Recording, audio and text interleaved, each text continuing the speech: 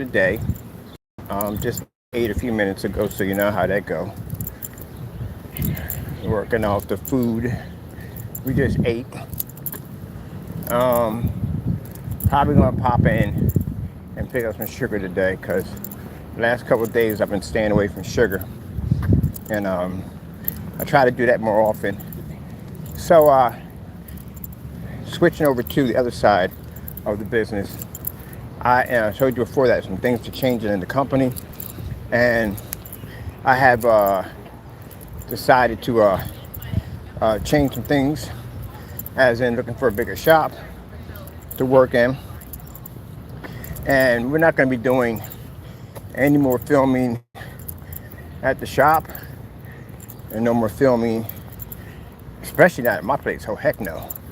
We're going to keep our filming only to the places that I'm renting out this summer, places that I'll be doing my business meetings and taking down my investors.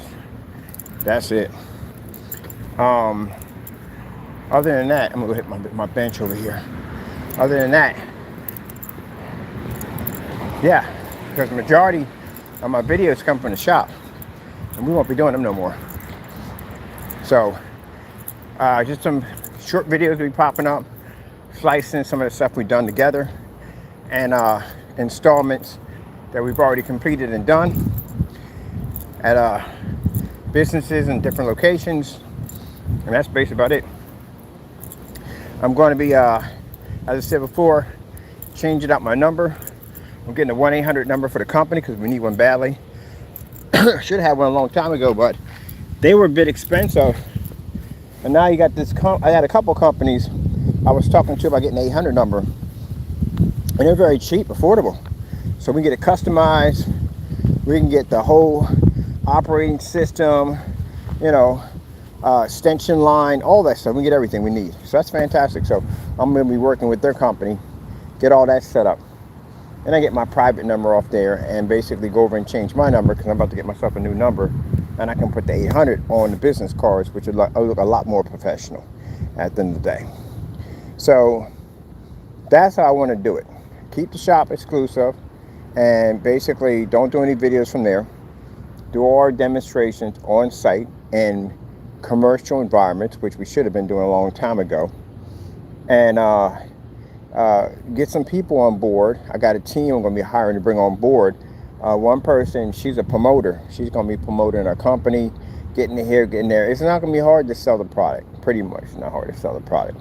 So get our product promoted, get it out there, get it here, get it there, get us in expos, stuff like that. I mean, we got a number of stuff we can show off in expos. We can do ceiling technology. We can do floor projection technology. I got this stuff coming in that does interactive. We can touch the floor and it moves and everything. So I got that stuff coming in. We have projector mapping applications, which is freaking huge.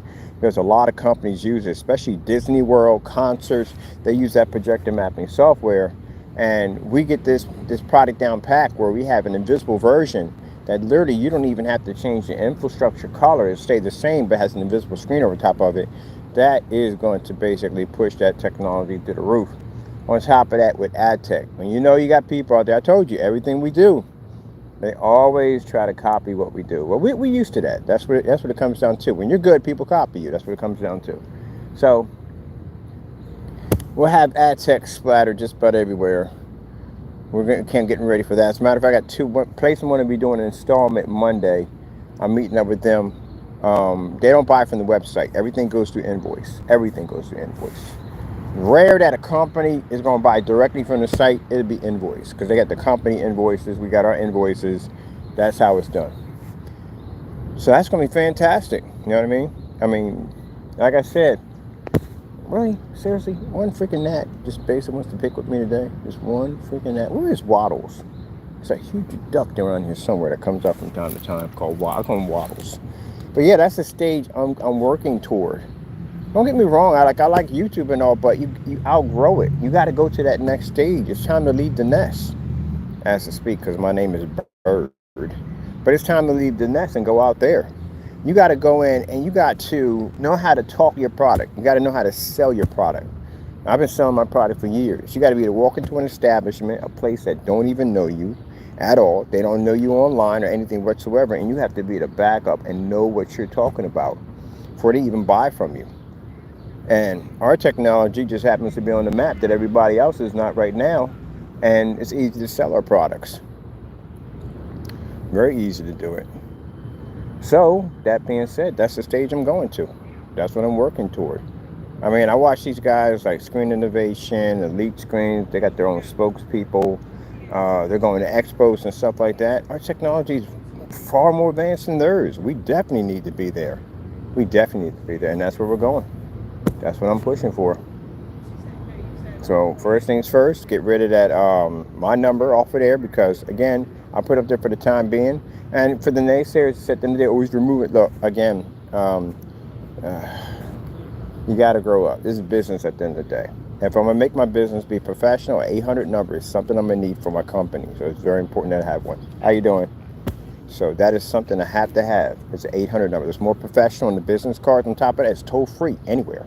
So people can call me from all over the country and they can reach our company because it's free.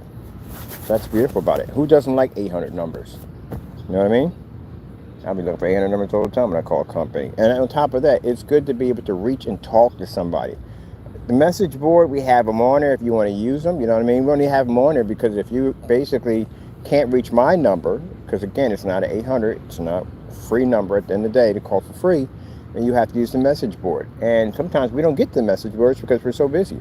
That's why I prefer to somebody call me, talk to me, so I know exactly what you're building, what you're putting together, what you're making, what you're designing, so we can work with you to help you out on your projects. It works better for me that way. Then you text me a whole entire book that I have to literally read through, and sometimes they have to do that because we don't have an 800 number, which is very important, what we need. And then to have a live secretary on there to talk to, she'll redirect it to us.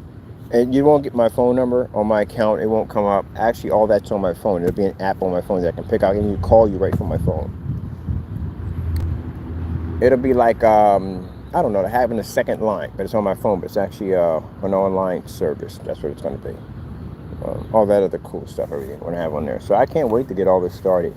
Then we got that liquid. We got this. That's why we've been developing all this crazy stuff, the projector mapping, that fish tank technology, because I'm dealing with companies. Literally, I'm dealing with customers. That comes later on. But right now, I'm dealing with companies. I get customers through the companies. So if a company goes in, they have us do ad tech. They have us going. Well, ad tech is going to be companies only. Anyway, by the way, until we turn into a TV.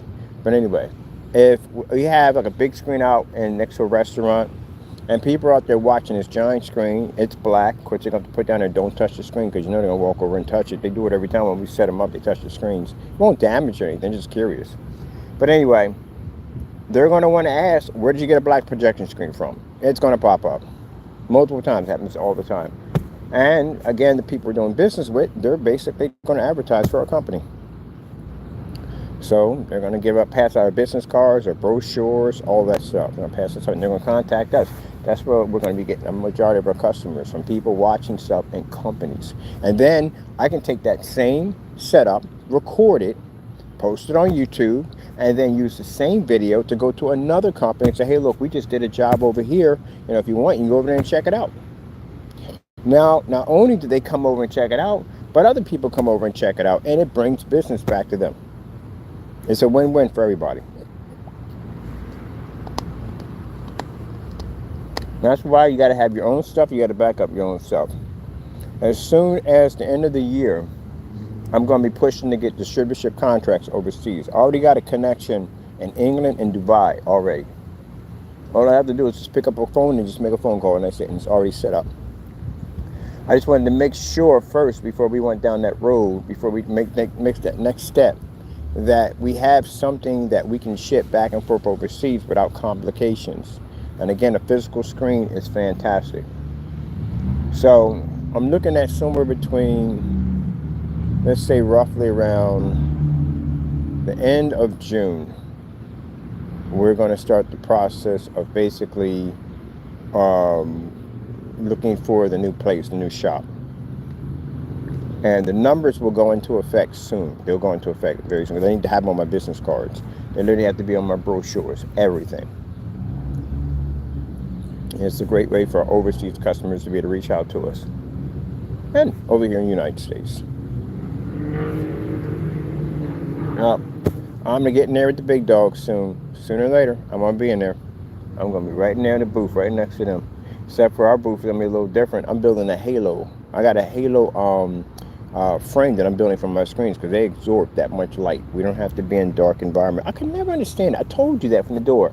People try to mimic our stuff. They'll stick us in the darkest environments with their products. Like, why are we even in there? We hardly turn out the lights as it is in our video demonstrations. We literally got people that'll sit there and argue with me like, good gracious, man, can you do one video with the lights out?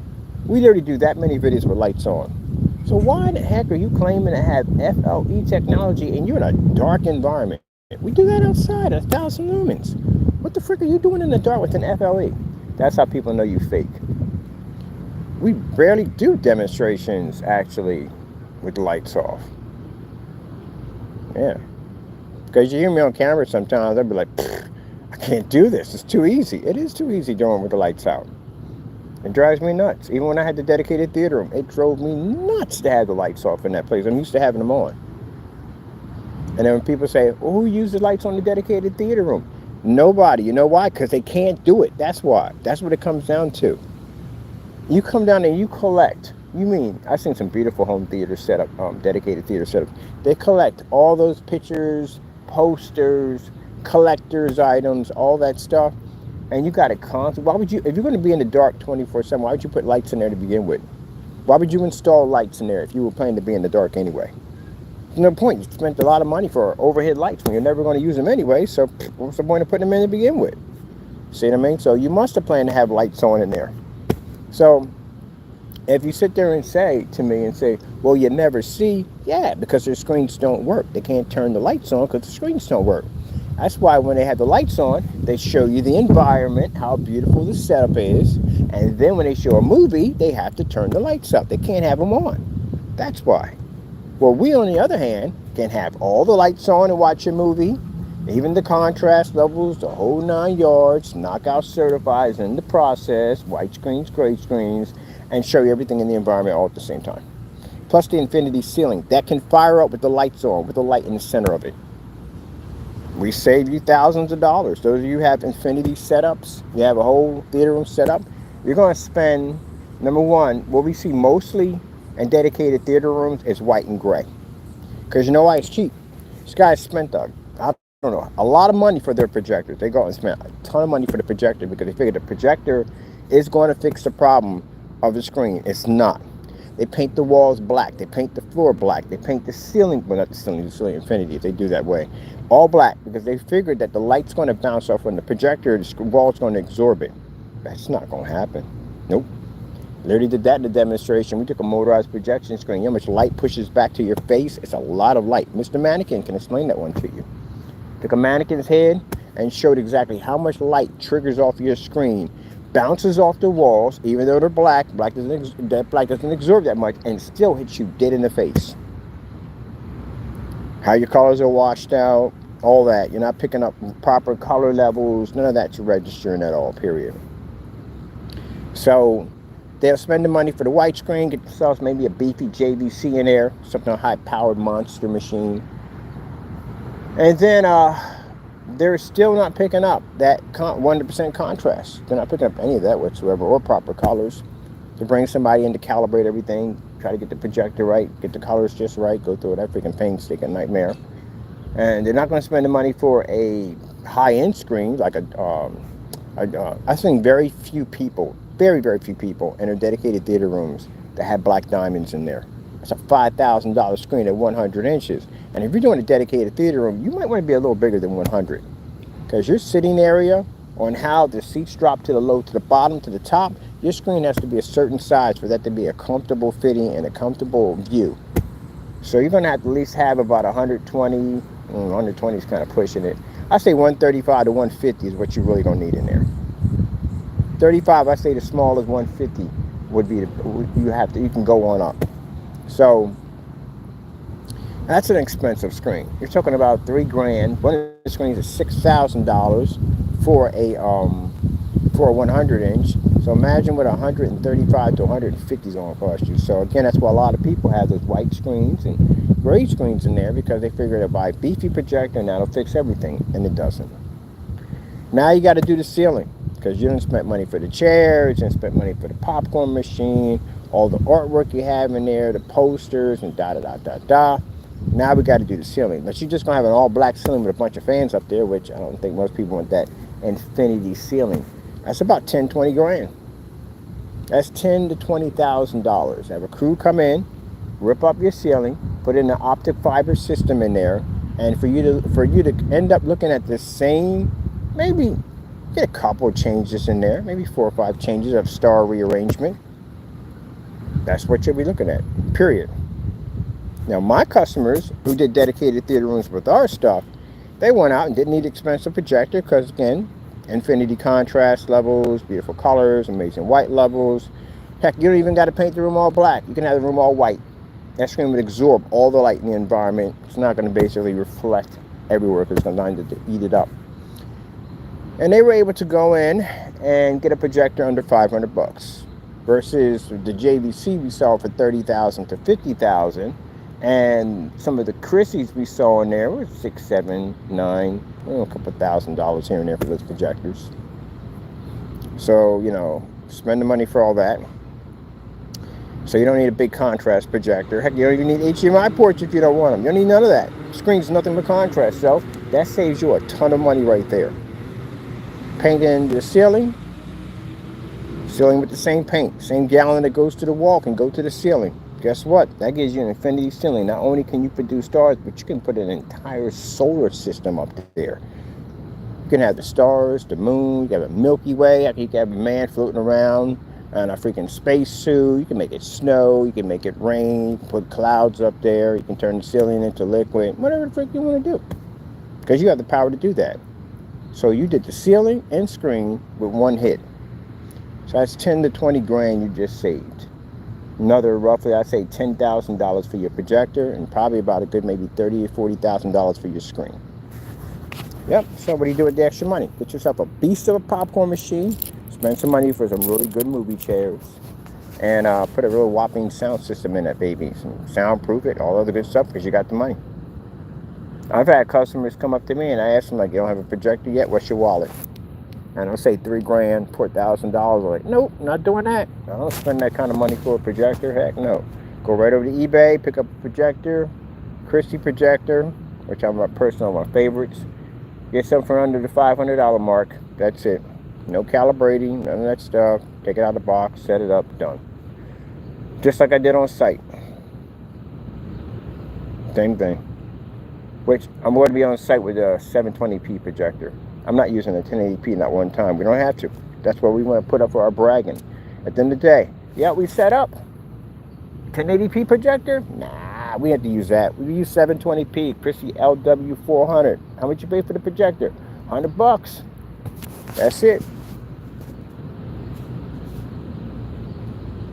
That's what I say. You got people on YouTube that are sitting in these really poorly dark environments, and we're able to take a $100 projector and push fish through a window. The same window light that you fear that will wash out your screen in a hot second, we're pushing an image through it. That tells you the level we stand on. That's why I said I got to get myself to a point where now I'm ready to basically come out here and market my product. I'm going to hire some people to market our company, to sell it. And I got a few connections right now that are already popping off, where I got some investors that want to come on board and they're interested. Oh, let's go get some junk food. Yep. So that's why I got everything planned, just waiting my time out. What I got to do, make sure we got everything tested and ready to go. We got the gamer technology, which I can't wait. Oh, you will see videos of me popping up all over Allentown with my mini setup. Definitely with that. Passing out business cards and stuff like that.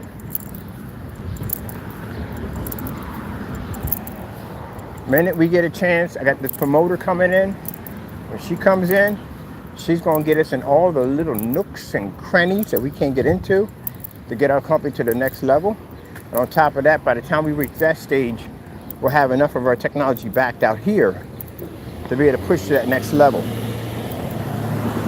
And enough references from companies who've used our technology and loved it to get us into that show. And I do plan to get certification for my stuff. Man, I'm telling you, that is going to be the biggest nightmare for any certified screen to walk into an area where we sit. I guarantee they don't show up. I guarantee you they don't show up.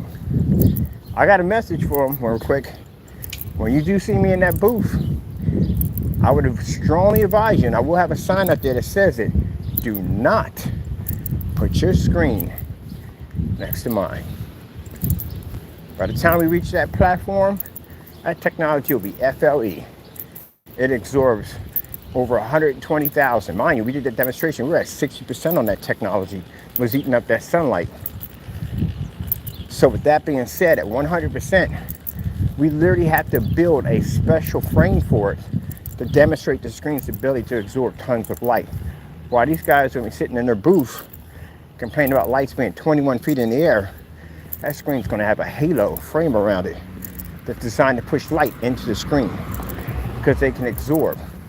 Including my booth is going to look like a baseball stadium. So we want that because we want them to look at our setup and say, gee whiz, these guys over here got the brightest booth. It's going to draw attention. And then they see the old projector we're using. I'll put a bunch of stickers all over it. I made it look really crappy. Spat some paint on everything. That's when I bring it in. Old projector. Only thing I have to bring, if I want to bring in a high power projector, I bring in a Christie LW505. That's it. That's all I need. 1920 by 1200. Full 1080p projector.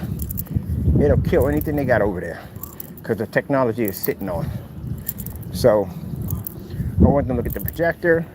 I'm gonna sit in the back, watch them laugh at my machine, laugh at the setup, and we're gonna blow that stuff clean out of the water. Because we did it dozens and dozens of times. I know their stuff. So I can easily take them out with that projector and our technology. And then you know what's gonna happen? Here comes the sellout. They're gonna wanna buy us out. Because now, where we're at, everybody got police, that limelight exposure. You're gonna have people coming in from different forum sites.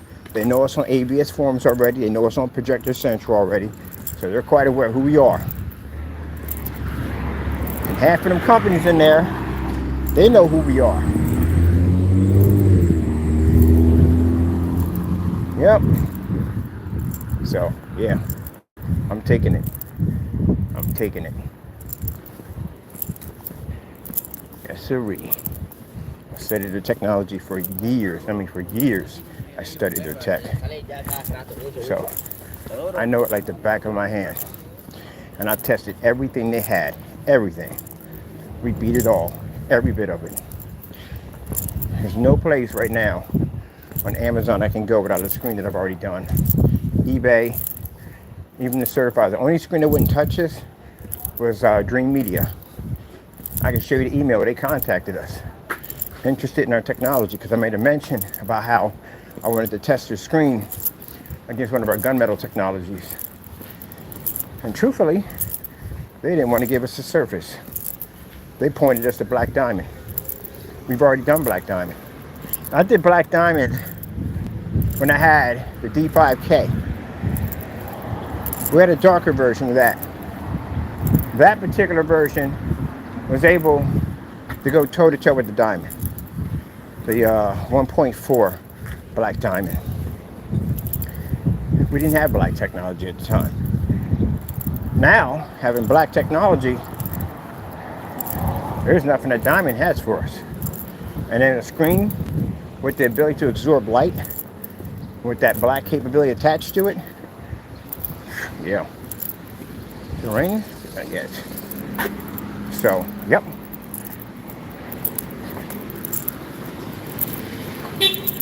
Well, got big plans. They want me to buy $40 for some paint. Oh, heck no. I'm not doing that. I'm done with them games. I'm done. Finish. When I come to buy your product, I give you the opportunity to back your product. That's what I do. I give you the opportunity to back up your product. If you cancel out, you're sick. Why the freak am I going to go play them games? I don't have time for that. I got work to do. Let me go pick this scrub up real quick. Thank you, Chief. Yeah.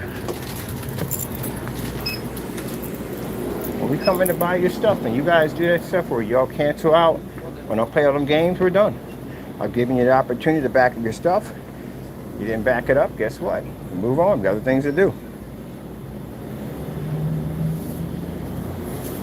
Besides, after what we tested out already, I wasn't paying a nickel for that stuff.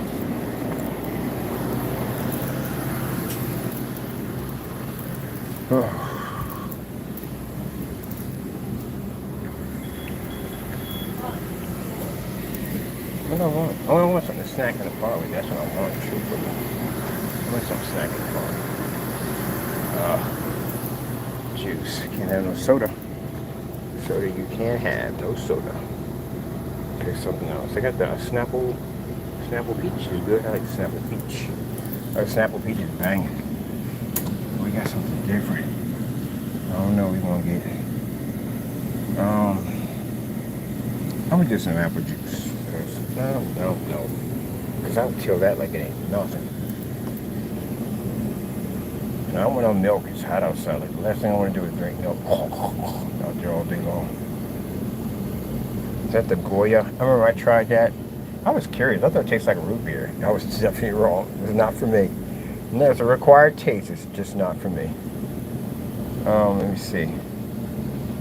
Oh, man. I remember I used to play hockey. I used to drink milk. Don't even ask why you drink milk when you play hockey, but I used to play hockey and drink milk. I don't know why. It didn't give me a problem. Now I'm older, it bugs me. All right, let me see.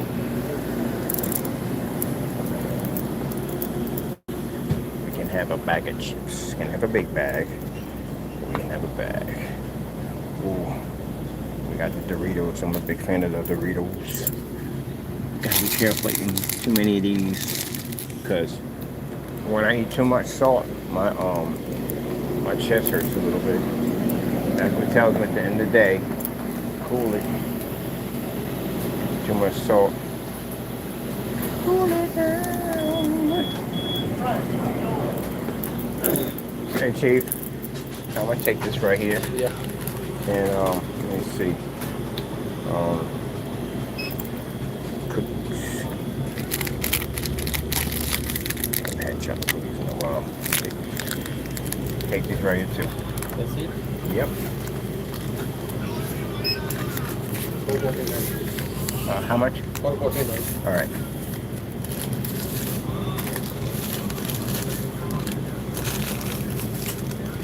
Oh, here you go. Sorry about that.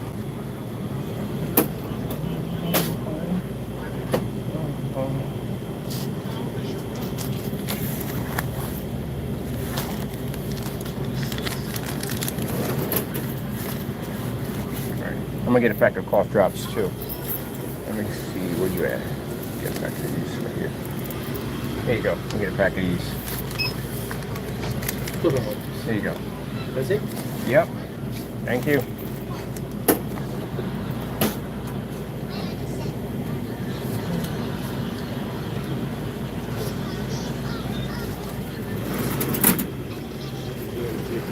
All right. Thank you, sir.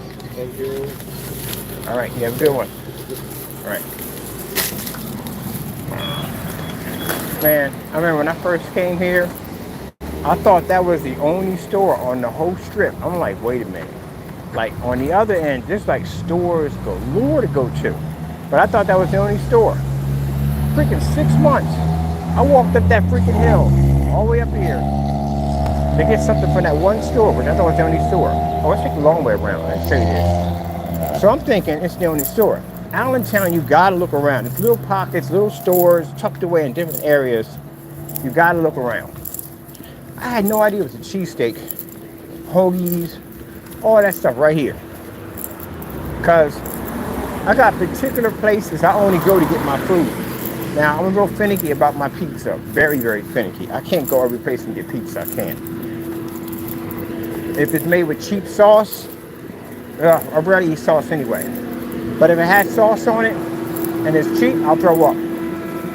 Caesar's pizza, disgusting. Don't get me wrong, they white pizza's banging, but they sauce is gross as I don't know what. I remember one time I was with my ex. She lived right around the corner from Little Caesar on Girard. And they go around and get pizzas on every Friday. So we go pop around there, and I said, I can't eat this, because I can even smell it, and I could tell it was cheap sauce. This place, they've been talking about this place a bit.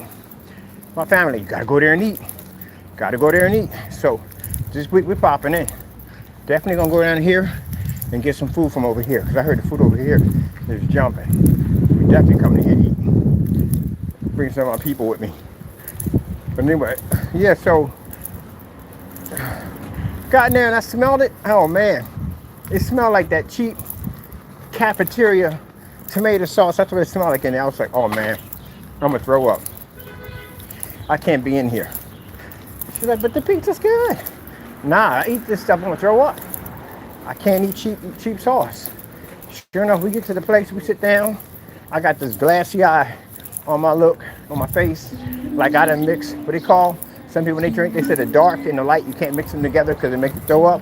I was nauseated, I don't know what. Didn't take long, and the bathroom turned into a human fountain. Told them, can't have cheap sauce. So if you take, only time I can have, other than that, it gotta be white pizza. Every day it gotta be white pizza. Can't have it, it's the cheap sauce. The only way I can eat that sauce, unless you got somebody making it from scratch. That's the only way. Gotta be made from scratch. I know that's expensive. Wait, what am I doing? I'm gonna walk down this way. I'm gonna let these cars go by because we're doing this talking. I don't mind to wait. Wow, look at that right there. I've seen the ones that have the wide bodies, but I've never seen the ones that look like that. That's pretty nice. I'm actually hunting for a bike. But I don't know if I can do that because I can't whip them corners on that. But anyway, as I was talking about, yeah, the sauce gotta be homemade. So when I go to them places that got the, they throw the pizza up in the air, you know what I mean? Everything fresh, that's the pizza I can eat. I can have the sauce. But if it's that cheap sauce like Pizza Hut, ugh, can't digest that mess. Man, lights been up for that long? Really? When I cross the next side, I almost get murdered. But on this side, it takes forever. It literally takes forever. They probably say, how come we ain't crossed the light yet? Because I'm sitting there having this conversation on the phone. I got time to chill. I can talk a little bit.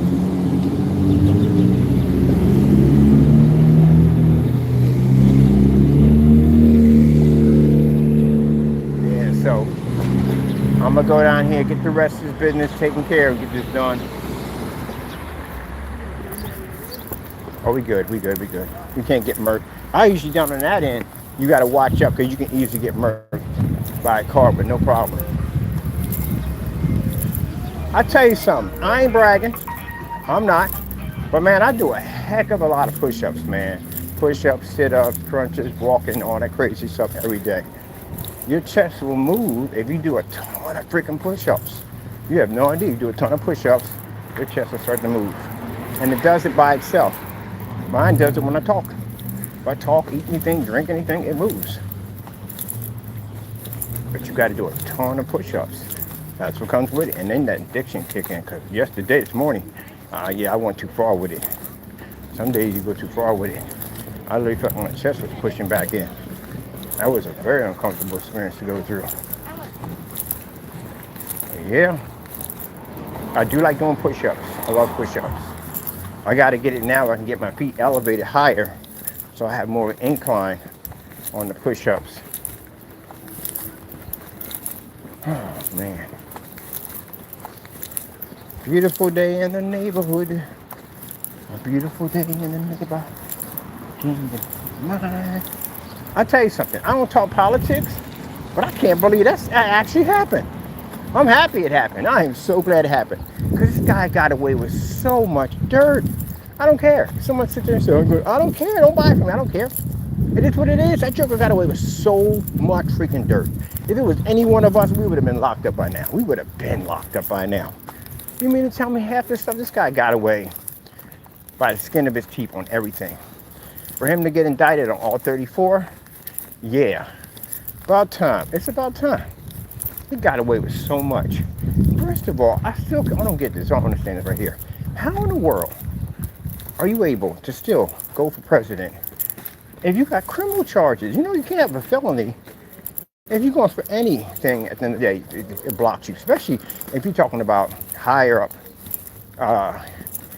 jobs. So if you're going for TSA, police officer, stuff like that, they do that background check, like, oh, you spent some time in. You ain't getting jacked. You ain't getting in. This guy still can run. Who wrote this mess? So basically, we can have criminals as presidents. Now, for those who sit there and say, oh, you're just that and the other, I ain't anybody at the end of the day. Because I don't vote for anybody. Because you know why? They all get up there and they all lie. They all say the same thing. They smile in your face and they tell you this, that, and the other, and they don't go through. But this particular person, you got to be freaking kidding me. You do know that he did basically make a run on the Capitol. Did you know that? People forget that crap at the end of the day. You know that's treason, right? You know that's basically punishable by firing squad. You can't do stuff like that. You can't do that stuff. And then you got a nerd that have a flag and call yourself an American? Are you kidding me? No, we can't do that. And like I said, it's rare I talk about politics, but come on. This guy got away with so much dirt for so long. For him to finally get caught. Now, do I believe he's going to go to the prison system? Nah. He ain't going to no prison system. No. He's going to federal prison. He's not going to no freaking, you think he's going to freaking, they're going to send him. Mind you, he's still a president. He's still. I'm not a big fan of Trump. I never will be. But he's still, let's be truthful here. He still has a Secret Service guarding him, like the rest of them do. So no, they're not sending him to a prison. He's not going there. He's going to go to a federal prison. If he goes. If he goes. Chances are most likely, I don't know about that. I don't want to say too much about that. But downside that's going to be for him is going to be that, mind you, even if you're in a federal, you can't wear wigs, you can't wear toupees, can't get that tan, can't get none of that stuff. You get some of that luxury, but you ain't getting all of it. You get some, but you don't get all of it. So you're going to see him in his true form. That's what you're going to see. And then they're going to have him in a special unit. They can't stick him in there with everybody. No way in the world they're going to do that. Because you think because you're in a federal prison that you think at the end of the day that, you know, that's where you're going to have a lot of the softies in there. Oh, heck no. You got big boys in there too. They hit plea deals that are sitting up there. They got power inside and out, and even third world countries that you don't want to mess around at the end of the day. That's where the big dogs are at. Ones that got serious reach. I can tell you some people, I'm not even going to mention names because it's none of my business, but I know some people high up on the ladder that ended up in those situations, and that's where they sit, and they got reach. They can get you right out through them bars with no problem whatsoever. So, yeah. They're not going to send, people think they're going to send them in prison population. No. No. That's like if Michael Jackson committed a crime, if he was still alive, they're going to stick him in prison population. Now, some people, they do get it. They do get it. Officers that got thrown in the prison population. There was that guy who got like something like 200 and something like 30-something years in jail. He went out and he basically raped all these African-American women. He was an Asian guy. And he turned his GPS on his cop car. He was going to certain locations and picking up these women and abusing them. And he got like 200-something years. I don't know if they stuck him in prison population. Sometimes cops don't. Sometimes some do and sometimes some don't. It depends. They go into prison population. That's a big freaking B at the end of the day. Don't come over here. Seriously? Really? Freak away from me. You just said don't come over here. Like, oh, you're asking now, I'm going to sting you. Scare me probably to up my pants leg or something. But anyway, yeah. They're not going to stick him in prison. Secret Service, you know, Secret Service got to go with him. How the freak does that even work at the end of the day? I'm quitting. I quit my job right there on the spot. I got to go where, with who, and how long? No. Are they going to do it in shifts? Or do you have to be there in shifts? Like, okay, because they can't, that's like serving time with him. Or are they going to do it in shifts? Like they had somebody come in at that certain time and then they leave? Because you got some prisoners that actually don't spend all day in jail. They spend a certain amount of time they have to be in there and then they can leave. And they just come back. Some people have that, some people don't. So I know he ain't leaving because he'll be a serious flight risk. Definitely will be a serious flight risk. Then again, I can't say that either, too, on top of that, because if he wanted to leave, you could have left a long time ago. Like I said, I'm not a big fan of Trump, and I'm not a big fan. I don't support any of him at all. But I'm just thinking about, like, yeah, he literally could have took off a long time ago. He could have. But, I don't know. Maybe he thought he was going to beat it, and he thought that he was going to be able to win it, because, again, if you've been in a situation and you've been in and out of the firing pan multiple times and you've been to get away with it, maybe he thought he was just going to get away with it. And he got caught. But you know, you got to pay for the things you do. Hold on for a minute. Got to pay for the things you do. I had to pay my dues. Everybody got to pay their dues.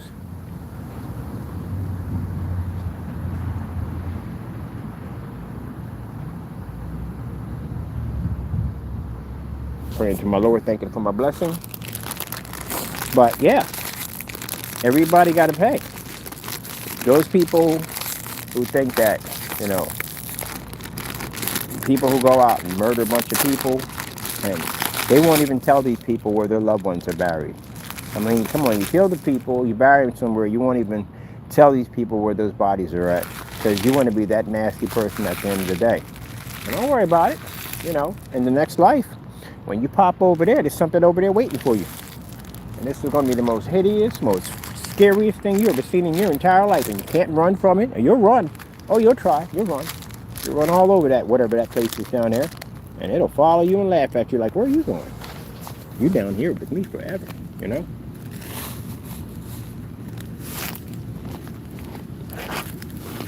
So, you got to pay. Everybody got to pay. Either you pay in this life or you pay in the next life. You always pay. Nobody gets away with anything. I would rather pay for it in this life, because at least in this life, I have an opportunity for a second chance. But in the next one, you don't. Doritos? Sorry, crushing them. My bad. We don't have that opportunity. Opportunity has passed. But yeah, that's crazy. He'll be the first president in history for that one. Oh, they all done this stuff. They all done this stuff. Ain't none of them squeaky clean. I don't sit there and go, oh, well, it's just him and the rest of them are clean. No, they all do dirty stuff.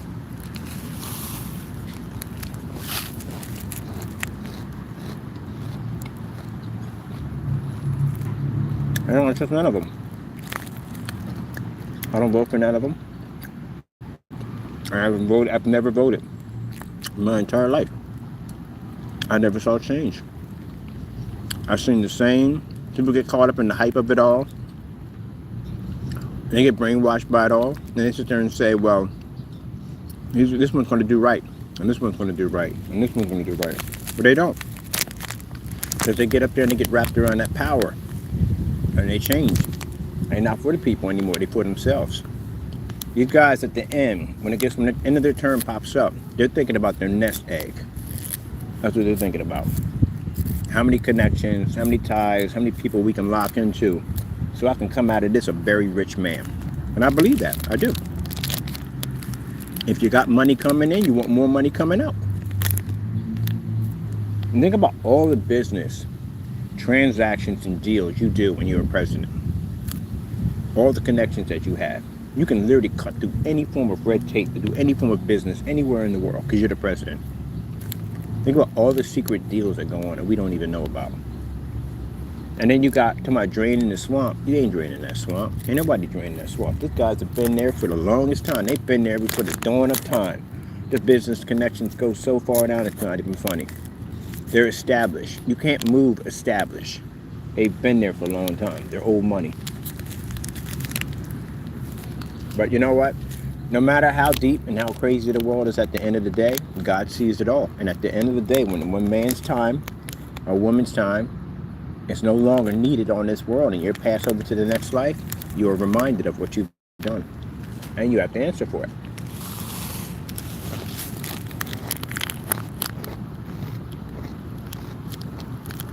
Nobody gets away with anything.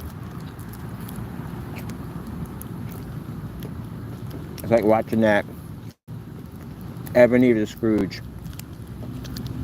They had to carry those chains around for eternity. Kind of like the term of purgatory.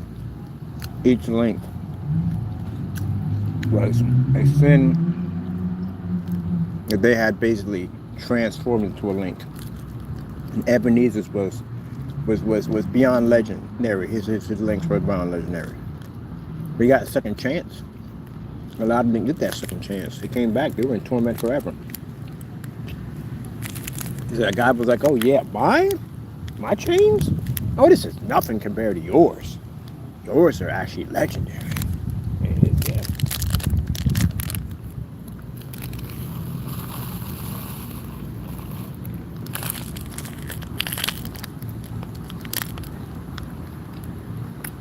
That's what I like about Scrooge.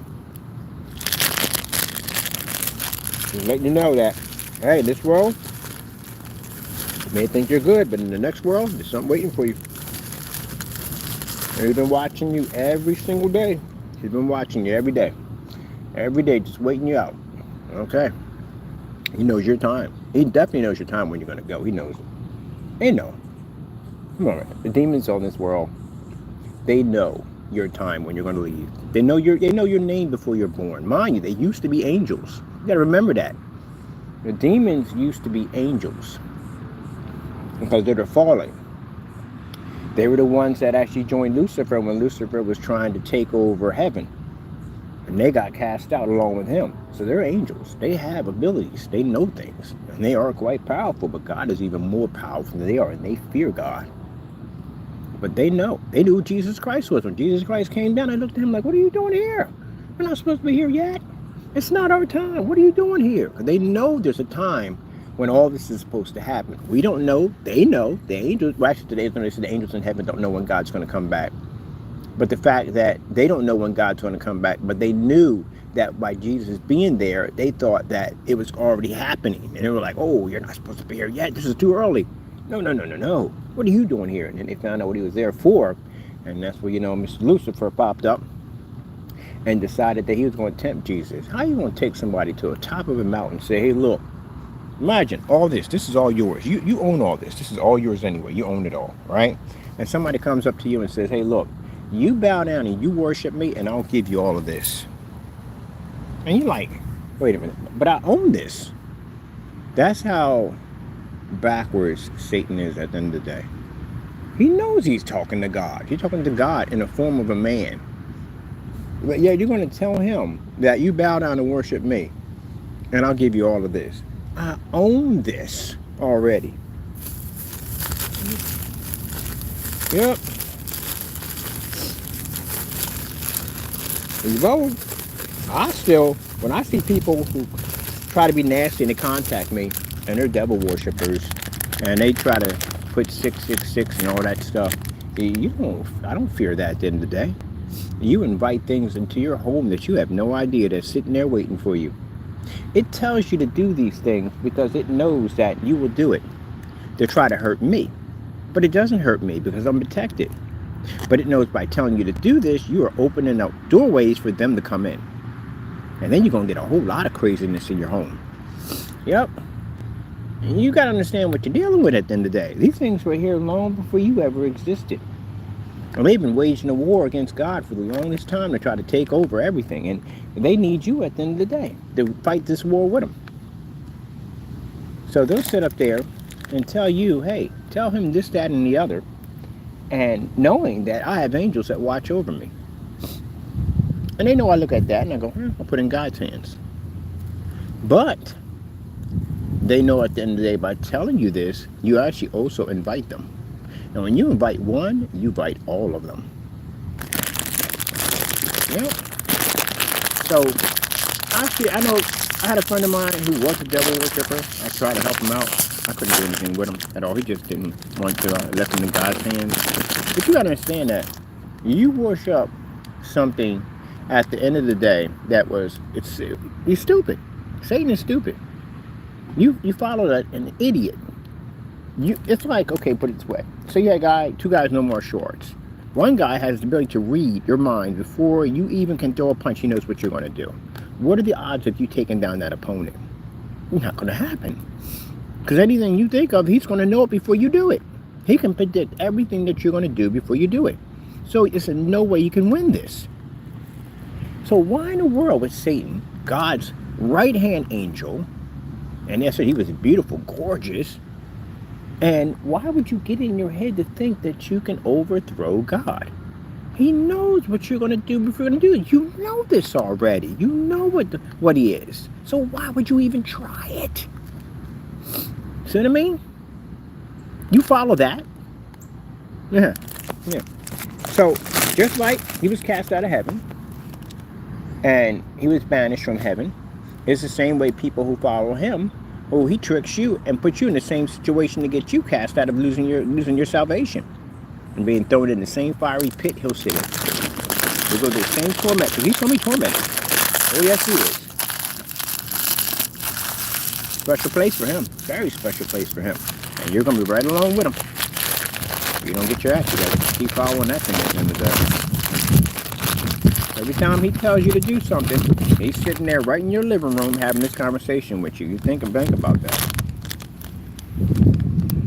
When I say something wrong, I get back and I pray and I ask the Lord to basically take it from me. Because I'm human. I'm going to do that. I'm going to get upset. I get angry. I'm going to say this and say that. But the important thing that I go to my Lord and I ask for forgiveness on it. And I try my best to keep from doing it. I know I do it a lot. But I try my best to keep from doing it. But you people at the end of the day, y'all just relentless with it. So you serve the devil on that level. You don't even try to back up at all, period. You don't try to ask for forgiveness. If you did, you wouldn't do it so much. And it doesn't bother me at the end of the day because, you're setting yourself up for self-destruction, because I know what's walking around in your house, and it's not a good thing. If it's talking to you and telling you to do these things, then it ain't far from you.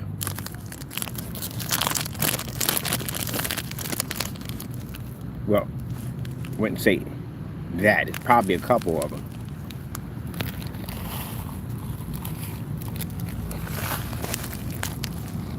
Like I said, in my 20s and my teens, I was a nasty human being. The devil had a nice tight hold on me. He's gonna kill me. Because the system. That is loud. That's a bike? What the freak? That's a bike. Wow. You hear that? That's a bike. I thought that was a car system. I think it's loud. But anyway, he had a tight grip on me. He had me at one point. He had me in a stage that I was completely suicidal. I didn't care whether I lived or died. He had me in that situation. So if I went out there and I got done something to a little gun battle or something happened, or I shot the wrong person, or basically shooting and carrying on out there, and I hit somebody else and somebody's kids at the end of the day, and they came back and killed me over that nonsense, he got me. He got me that quick, that fast. I literally hit such. These were over on the other end of the block. He'd have got me that quick. That quick, he would have got me. He had a nice tight hold on me. He want his merchandise back. He thinks I'm his merchandise, but he want it back. That ain't happening. He's way over there. I can literally hear him crystal clear. You don't even need a freaking block party. You just park that thing out there and look, check out my bike. I wish I get a chance to talk to him. Like, yo, I'll probably see him again. I'll definitely see him again. I want to talk to him about that bike. Like, what the frick you got on that thing? That is literally a concert. He's riding around on a freaking concert. But anyway, yeah, tight grip on me. So yeah, he could have taken me at any given time. We just wasn't meant to be. They were there. The demons were there. They were definitely there. Drop my chips. They were there. They were definitely there.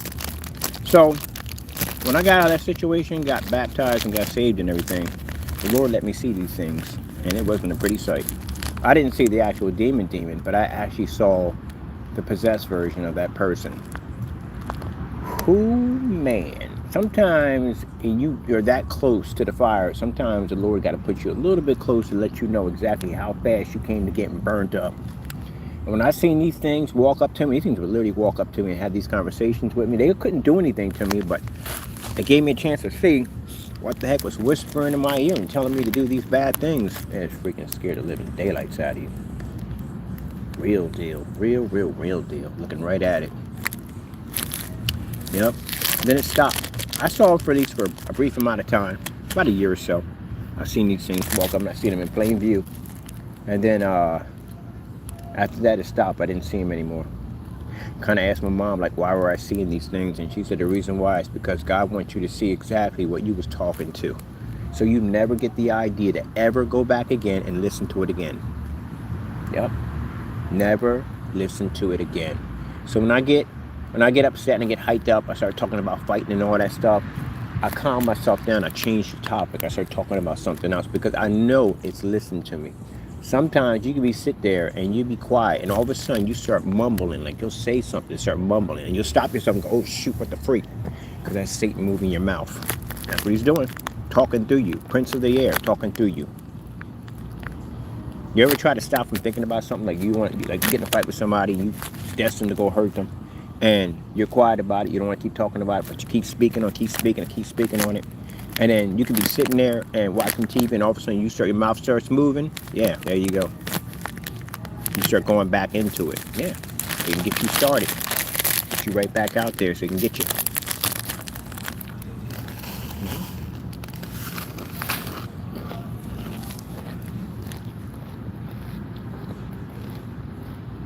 If it terrifies you and it scares you what I say, then you should be. When you walk out your door, they waiting for you. And that's why they said pray, put on the whole armor of God when you walk out the door. The devil, your adversary, and walks around like a lion looking for who he can devour. They're waiting for you. They're watching you. And it's something you guys do at the end of the day. These things are all around you. I know that for a fact. They're all around you. But the thing about it is, demons are interesting. Not say interesting, but they're, in a way, they're interesting. Not interesting you would want to look them up. No, stay away from them. They will literally play this game well.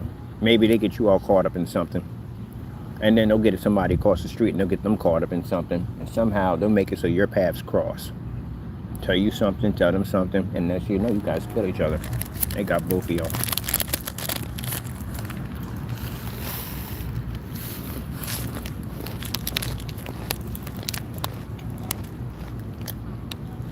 Don't give it the opportunity.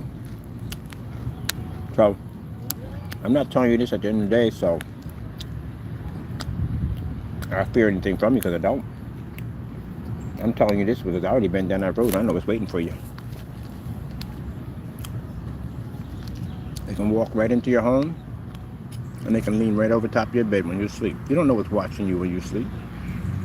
What is leaning over top of your bed? Think about it. When you don't serve God, what is leaning over top of your bed when you sleep? What is walking around your house when you're sleeping? They know your name. They know who you are. They know everything about you. They'll even sometimes will call out your name. It's the scariest thing you will ever go through in your entire life. It happened to me twice. It happened to me twice in my lifetime. It ain't nothing like any other. Oh my God, it's like no other. It's like no other. Tears will come from your eyes, your heart up in the corner, your heart be racing at 100 miles an hour. It is no way to explain it, what it sounds like. But it had to happen. I sat there and grabbed my Bible and prayed in the blood of Jesus. Father, Son, and the Holy Spirit, in the name of the blood, I demand you to leave. I demand you to leave. And it left.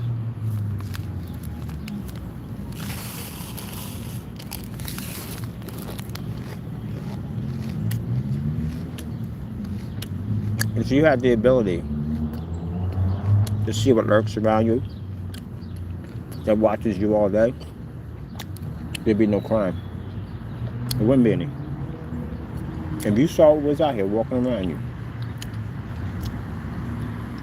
who walks on this earth, there'd be no crime. Who in the right mind would want to listen to it or even see it? And yes, there's angels. There's tons of angels. But angels only follow who's true.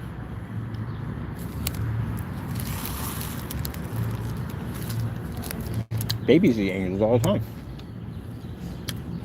Daughter, son sitting in the room, giggling and laughing. An angel right over top of them. You can see it. You know why? Because their hearts are pure. We can't see it.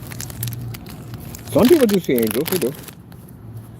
But you got to be careful with that too. Because, like I said, the devil can take the form of an angel. He can fool you. You got to listen when people talk. But when I'm out there in that world, I know I'm going to have a lot of people that can smile on my face and tell me one thing and mean something else. That's why it's always good to have the Lord run your business, because I can see you before you can see me. These chips were freaking banging. I still keep the small bags because, again, the big bags, yeah. I used to eat tons of them things, man. It give me chest pains, man. This is bad.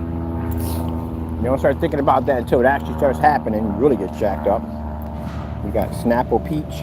I love the Snapple Peach. I'm in love with them. I should never go near these things. I love them. You know what the Snapples, the original ones used to look like?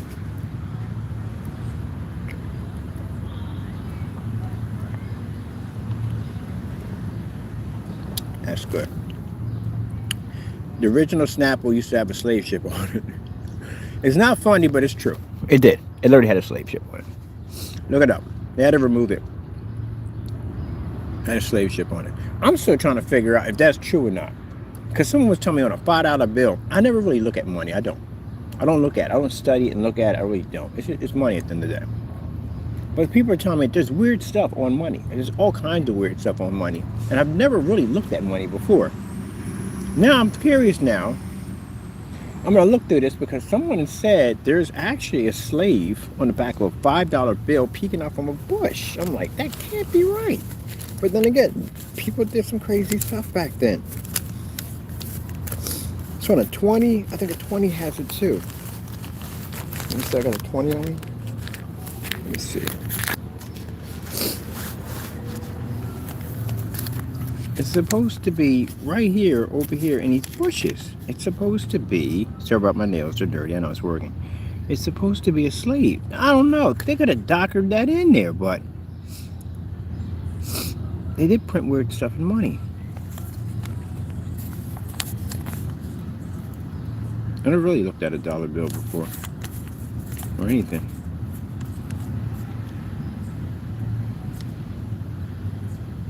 You know, you ever play a game called 13? It's a game that came on for the Xbox system. They banned that game, you know that? You can barely find copies of it anywhere.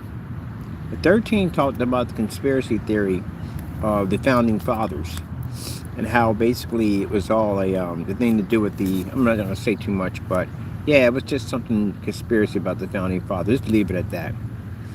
But anyway, it was very deep. And I mean, what went on in the game called 13 was like an eye-opener. Like someone was trying to tell you something that you needed to know. And it was really, it shows you how far it went back. Anyone who played the game, you know what I'm talking about. And all of a sudden, that game was, I tried to buy it one time, and I couldn't find it. I couldn't even get a copy of it anywhere. I gotta look that up, man. But there's all kinds of weird stuff in money. All kinds of weird little messages in your money. And if people say money is dirty, money is dirty. Money's not evil. Money's not evil. It's how you use it that makes it evil. You can use it to feed the homeless, and you can feed the homeless with it. That doesn't make it evil. You can use it to donate to help kids with cancer. That doesn't make it evil.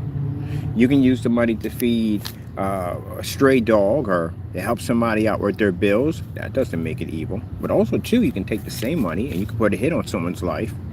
You can buy drugs with it. You can get into buy prostitutes.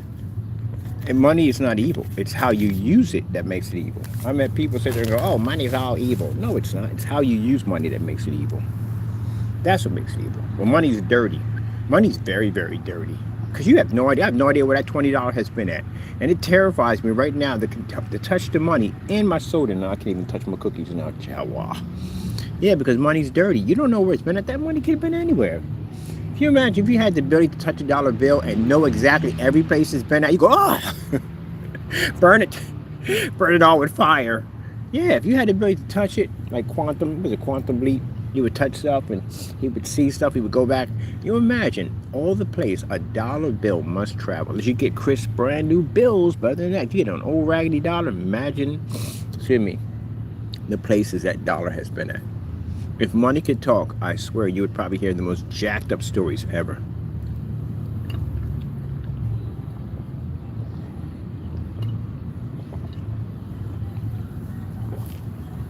Imagine it. Oh no. But they're going to get rid of money anyway. Digital currency. That's what's going to happen. We already used it. I use it all the time, digital currency. It's through PayPal. That's exactly what's going to happen. Scary thought. You know why? Because they can lock your accounts. All your money. Yep. That's why you got to have some money laying around. But then it's going to get to a point you can't even use money anymore. Because I watch those, whatchamacallem, where people go into Starbucks and places, and you can't even pay for it with money. You got to use your Apple Pay or something digital in order to pay for it, which is kind of jacked up. You won't take the money, but you take this digital currency. But just imagine, like PayPal had something that I went through where they were evaluating accounts. Because you get a lot of dummy accounts on PayPal. Get some dummy accounts, get people started a business and just didn't do anything with it. The PayPal account's just floating around somewhere. And you get a lot of those dead accounts floating around. So PayPal had to send the evaluate your account. You have to give them some information to make sure your account is legit. And until then, they would lock your account, which means you weren't getting any money off your account at all. It's locked. That's what happened to mine. My account got locked. Here come the naysayers. They're saying, oh, your account must got locked because you're a scammer at the end of the day. Oh, my goodness. Something wrong with you. It really is. Anyway, you have to go through evaluation to make sure that your account is legit, which means if you have a business account, they're going to request documents. And if you don't have the documents, your account will stay locked. Again, God's progress does not get stopped. We had to get a valid ID. My ID, I lost my Social Security card, so I had to go and apply for that. I had to wait a week to get that back in. And then when that came back in, I was supposed to be going down to the to get I forgot what it's at. Port Authority, what it's called, what do you know what I'm talking about anyway. Go get my ID, my new ID. And found out then I came in, I contacted the guy and I was like, hey, I had all the checks were all green. And I said, yeah, I'm about to get my ID so I can go in and submit it to you guys to show you that this is my account. And the guy said, what are you talking about? And I said, my account, it's on hold, ain't it? And on hold, I can't basically make any orders. He said, no, your account's on hold. Your account's good. There's nothing wrong with it. Yeah, guy came in to fix that problem.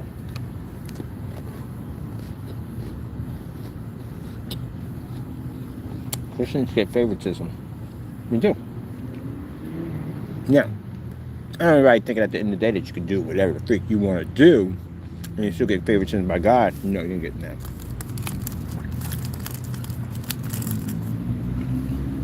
You got some Christians that take it too far. Like stealing from a church. Really? You're kind of begging for that one, aren't you? You really are. I mean, you steal from a church. That's the equivalence of basically walking through a line exhibit with a suit made out of steak and you just put on cologne, which is A1 steak sauce. You're definitely going to get it. You're definitely going to get it. Nowhere. How would you do that? And these guys be taking jets, like $1 billion jets. Like, you really want to be up there flying around with a mechanical machine 30,000 feet up in the air, you know, with a stealing God's money? You know, your wing can just easily just pop clean off. And there you are dropping 30,000 feet in a giant tin can loaded with a ton of rocket fuel. That's going to go well. Or, worst upon worst, whole section of your plane you could blow out in the middle of nowhere. You don't even want to take that chance. I mean, how would you go about praying and asking the Lord to save you out of a situation like that.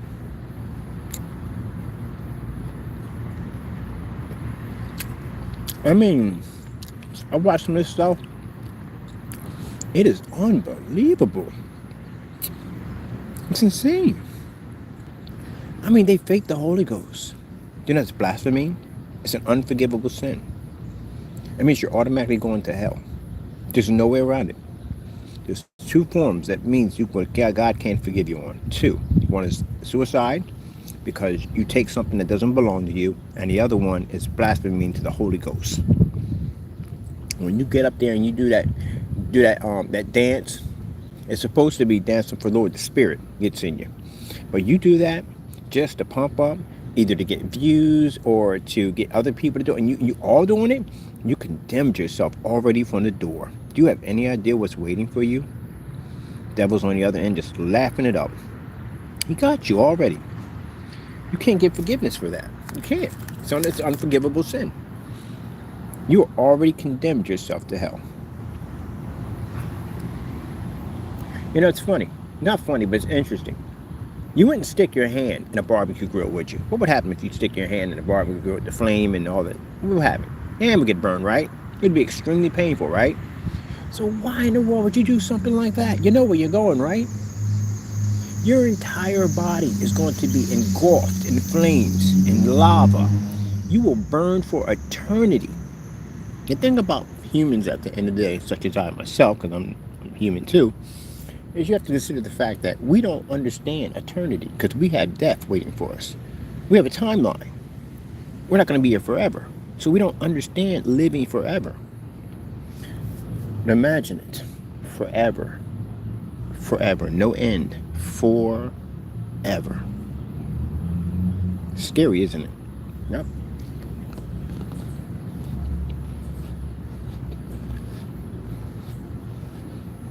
That's where you'll be. And you steal from God? There's this one preacher who came up there. There's a bunch of them. They're all together, laughing about the money they're making and getting. They had a nerve to come up on stage and say that when the rapture comes, they can have his jets. You ain't going. You're not going anywhere. You're going to stay right down here. You're going to go through that period of torment that will happen down here. You're going to go through all of that. Remember the movie called The End? You read Revelations in the Bible, it'll make the end look like a Disney story.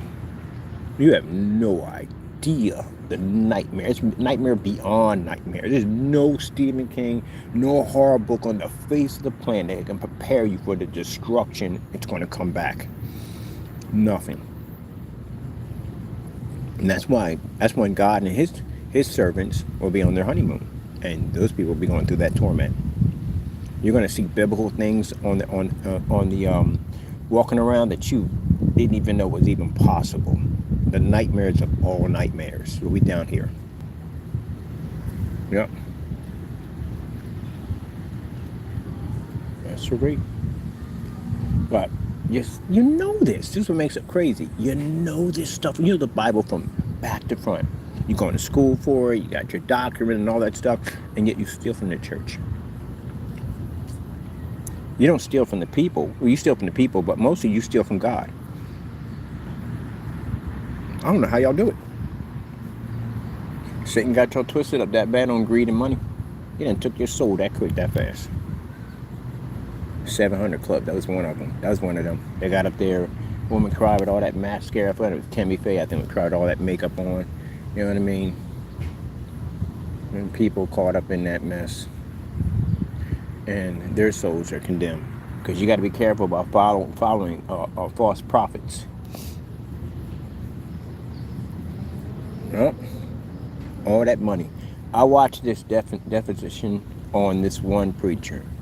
Good gracious. You have to be kidding. This guy was stealing so much money, it wasn't even funny how much money he was stealing. He was spending $5,000. You might have seen it before. Big guy, light skin, bald on the top, hair wrapped around the side. You might have seen this before.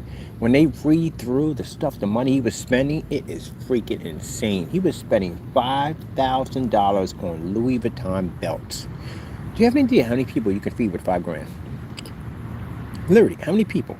And this guy had dozens of belts, not 20, 30 belts, at $5 grand a piece. Oh, where do we get to the suits? $60,000 for Versace, Louis Vuitton, because the woman was saying, well, why did you have to buy these suits? Oh, I'm a big man and I would sweat to these suits. Well, why couldn't you go to freaking Macy's? Why couldn't you go to Walmart? Why can't you go to, because they don't make the suits that I wear.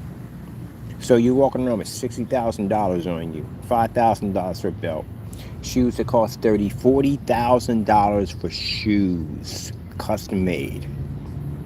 They went out and got this mansion. This mansion was only $8-something million. The mansion was supposed to be used, as he claimed, for people that came in. So let me get this straight. So these people come in. They're higher members of the church, and they're supposed to be wined and dined like kings and queens. Why the other people, the people come in, they basically are suffering. They don't have enough money to pay their rent. They don't have enough money to pay their bills, and some of them have medical problems, and they give you their tithes at the end of the day. So let me explain something to you on that one. That even though, the Lord tells you can have a crooked preacher over in the corner, the Lord says, okay, Lord, this is what you're going to do. Take your money, you give it to him. Don't worry about what he does with it. That's between him and God.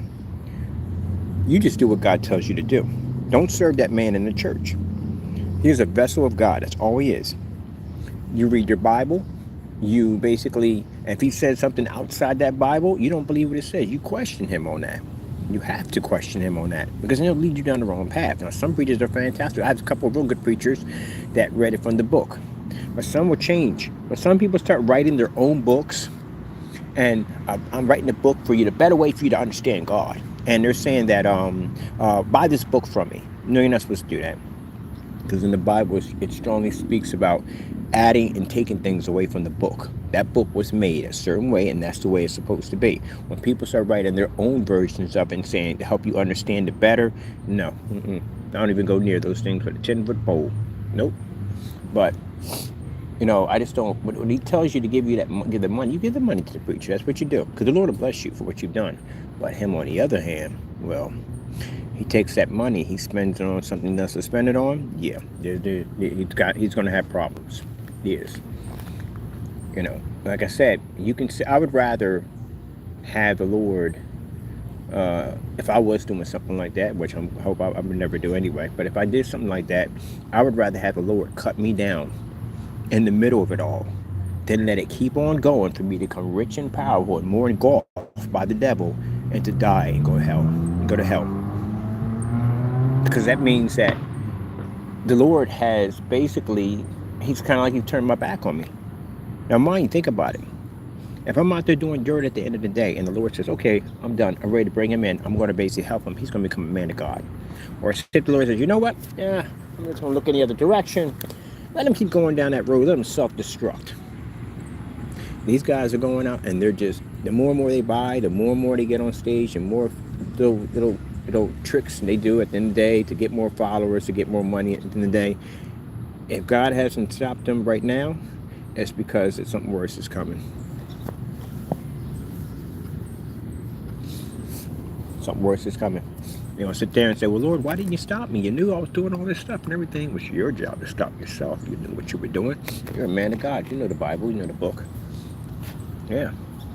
That's when people say, oh, they're getting away with it, making all this money. They're not getting away with jack at all, period.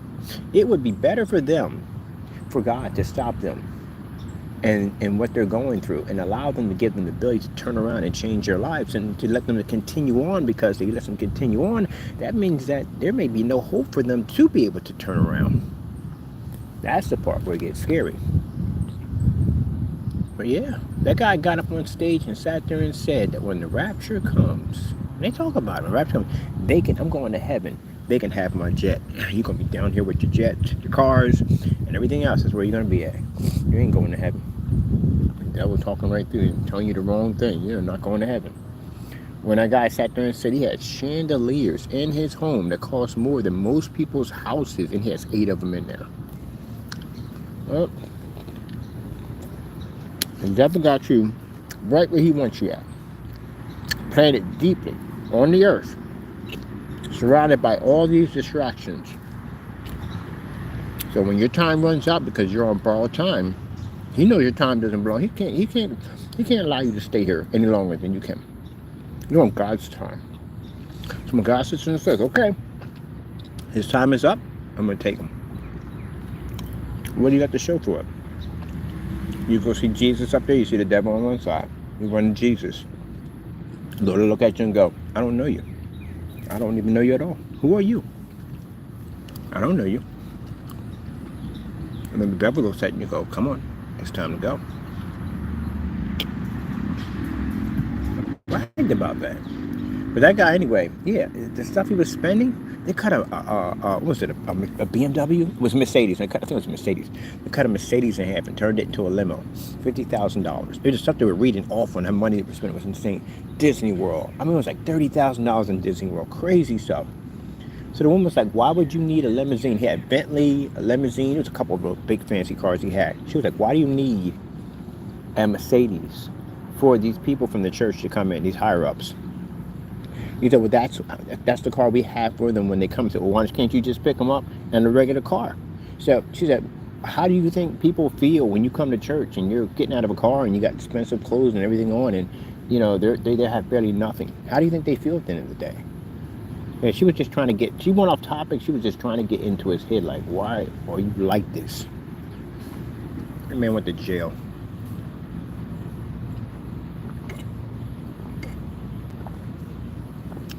Now, go to jail. Now you're in a situation where the one who was telling you to steal all that stuff and take all that money sitting there waiting for you, and he's got other people in there that are waiting for you too. And you better pray that God hears you when they come for you. Yep. Because he got a plan for you. He can't do nothing with you while you're alive. He can't do jack with you when you're alive. When you're over on this side, he can't do nothing for you. He can only do anything. He can get you when you're over there. That's when he got you. Because there's no place to run. There's no place, nothing you can do.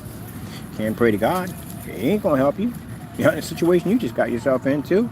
Mercy is over when you reach over there. You got no more mercy. You got no more salvation. That's gone.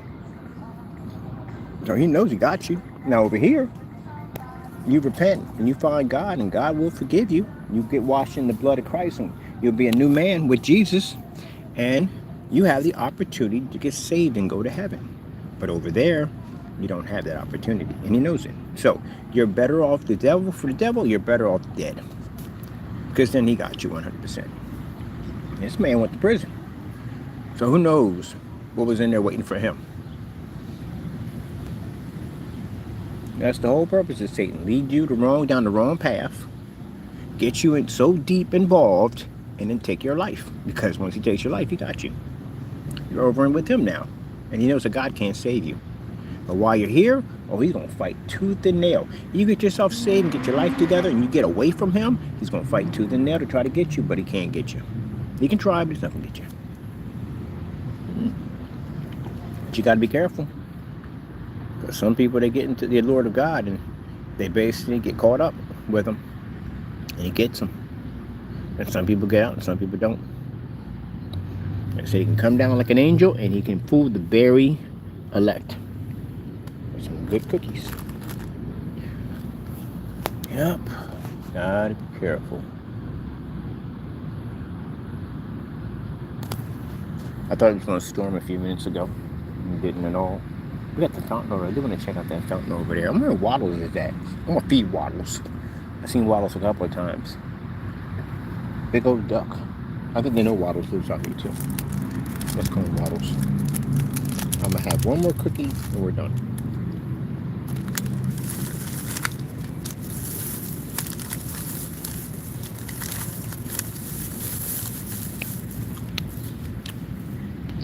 Even outside of when I get my business better established, my business is on a Christian base. It is. We pray. We thank the Lord. Now, you don't have to participate if you don't want to. It's not forced upon you. It wasn't forced upon me when I became a Christian.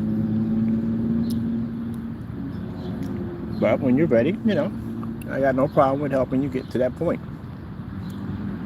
Whoop, is that a raindrop? I think it was.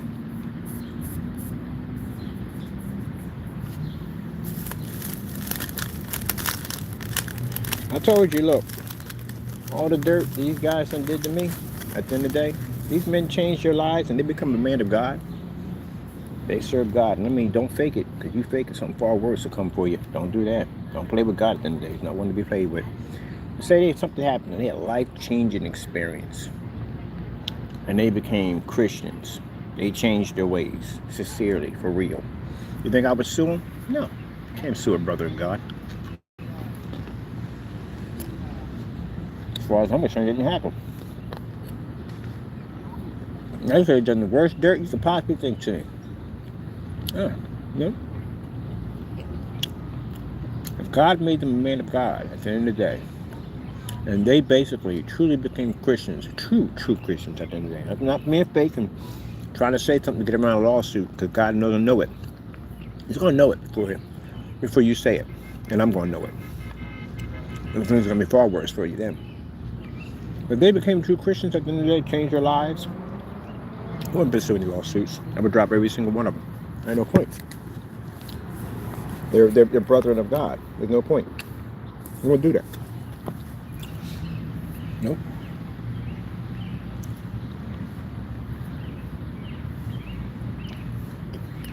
You got some people, and I hate to say it, the devil be in their ear that fast. Oh, fake like being a Christian.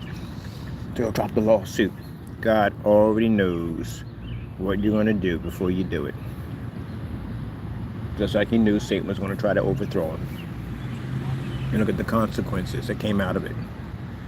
You really want those kind of consequences? I don't think you do. Hey, birdie, birdie, birdie, birdie, birdie. It's a birdie sitting over there. Can't see the birdie.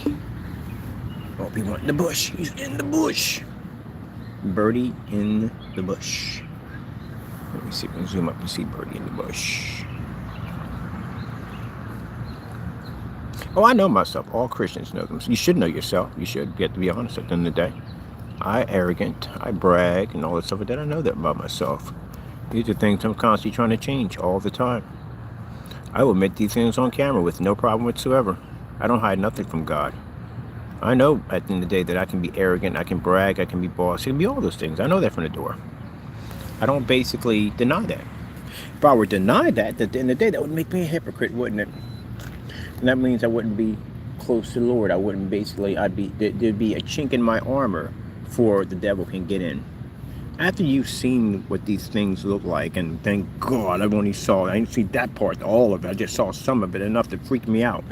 And you hear these things. Yeah, you really want to be as close to God as you possibly can. I mean, very, very close to God. Because I know they're out here watching me. But my angels are all around me too. And they can see my angels. Angels are going, yeah, go ahead. Come over and see what happens. Yeah. Yep. We got something for you. It's like I found this one time, like I found this little God Love You track. It was a good one too. And they're all good, but this one was actually a real interesting one. There was these girls. This girl went to this school. It was all girls school for Catholic girls. And she was quiet. She kept to herself. She was a Christian girl. And there's a bunch of these other girls who were in there. These bad girls and all. They worshiped the devil. They had a little pentagraph down there, and they were serving the demon. And they just didn't like this girl. They hated her guts. Because, you know, her angels walked around her all the time. They just hated her. Couldn't stand her. So they got in this room, and they summoned this demon. They sent that demon after that girl. And that demon came back barely alive. Beaten and bloody. And was extremely angry at these girls. And said, you never told me she was a Christian woman. I barely made it out alive. Her angels are right there. And demon came in there and saw them angels sitting there like, oh, that's it. Yeah, barely made it out alive. And he took that anger and he put it out on those girls. He tormented them. Backfired. That's what happens when you deal with a Christian. It backfired right on you. Yep. Never forgot that God Love You pamphlet. Came back and tormented those girls. Did the same thing to them that they were trying to do to the other girl. Never told me she was a Christian. I bet you if they told him he came out of that portal. Oh, she's a Christian. Like, nope, no. I'm good. See ya. Can't touch her. Can't go near her at all, period. She's covered in the blood. Can't touch her. Man, who does the work for this place? This is absolutely nice. It's beautiful. Grass is cut real nice and everything. I'm gonna go check out that fountain. We didn't eat all our snacks. We still have our cookies. Which is funny because I'm a bit of a sugar junkie and I really don't eat that much sugar anymore now. Oh, I remember when I was a kid, I used to eat the whole entire bag of freaking Christmas candy and freaking Halloween candy. And as you get older, no. Which is funny because I remember going over to some of the older ones when I was a kid, and they had this big, huge jar full of all this candy, and I would think, man, if that was mine, I'd eat all that candy. And then as you get older, you got a big old jar of candy, and you can't eat all that candy anymore. You'll have one or two pieces, maybe one piece for the whole day, maybe two pieces for the whole day, but you can't eat it all.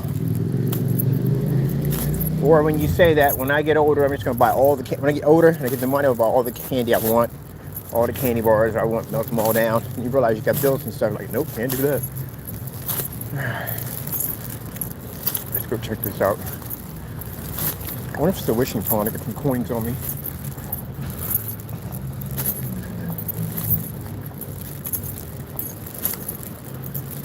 There's Waddles at. Oh, squirrels over there. Probably talking to Waddles. Like, what's up, Waddles? Oh, we can go this way. I don't want to walk on the grass. Beautiful flowers. Yes, about to rain. Ah, man. That's when I drink soda. Soda is bad. I drink soda so I got to burp and I got to bring something up. I try to stay away from it. So all these little plaques are dedicated to people, I guess, that passed on or people who donated. Oh, this is pretty nice. Look at this. I could run a screen in here with no problem. Easily. Easy could run a screen. AdTech would run in here with no problem. Oh, we got to get one of these. We got to get one of these to take out in the park. Boy, this is a big one too. Look at it. It's got the heavy-duty straps. I've never been in one of these before. You got the lights all around it. I like this. Inspection stickers and all that. This would be nice. We have to get one of these because this would be fantastic for AdTech. We can put it right here. Put the screen right here and watch movies right off of it. That'd be cool. Oh.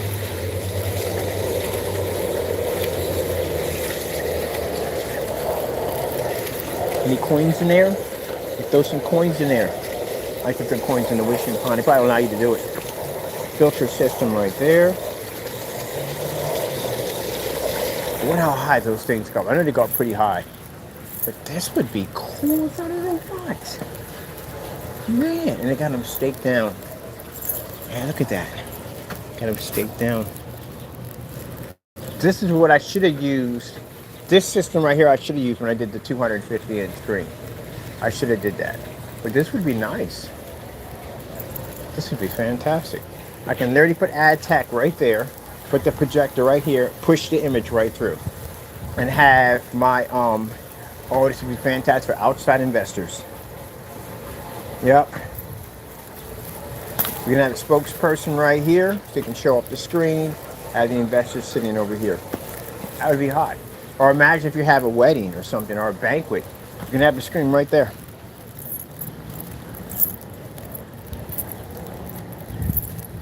That would be pretty cool. I like that. I watched the woman set it up. It's pretty interesting.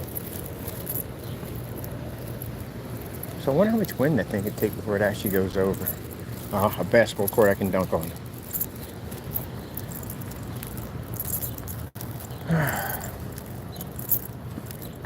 Wait, let me see something. I might pop it over today. Make sure my phone.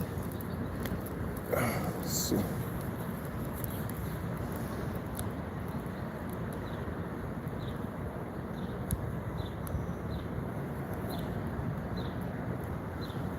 I gotta go out and my numbers changed. And I got to go send it out to all my family members. So they get the new number. And we get the 800 number. Oh, I can't wait to set that up. It's going to be hot. We get our 800 number. And we're going to put that on all our business cards. And now my overseas customers can reach out to us and talk to us. Like, hey, bro, what's going on? Not much. And guess what?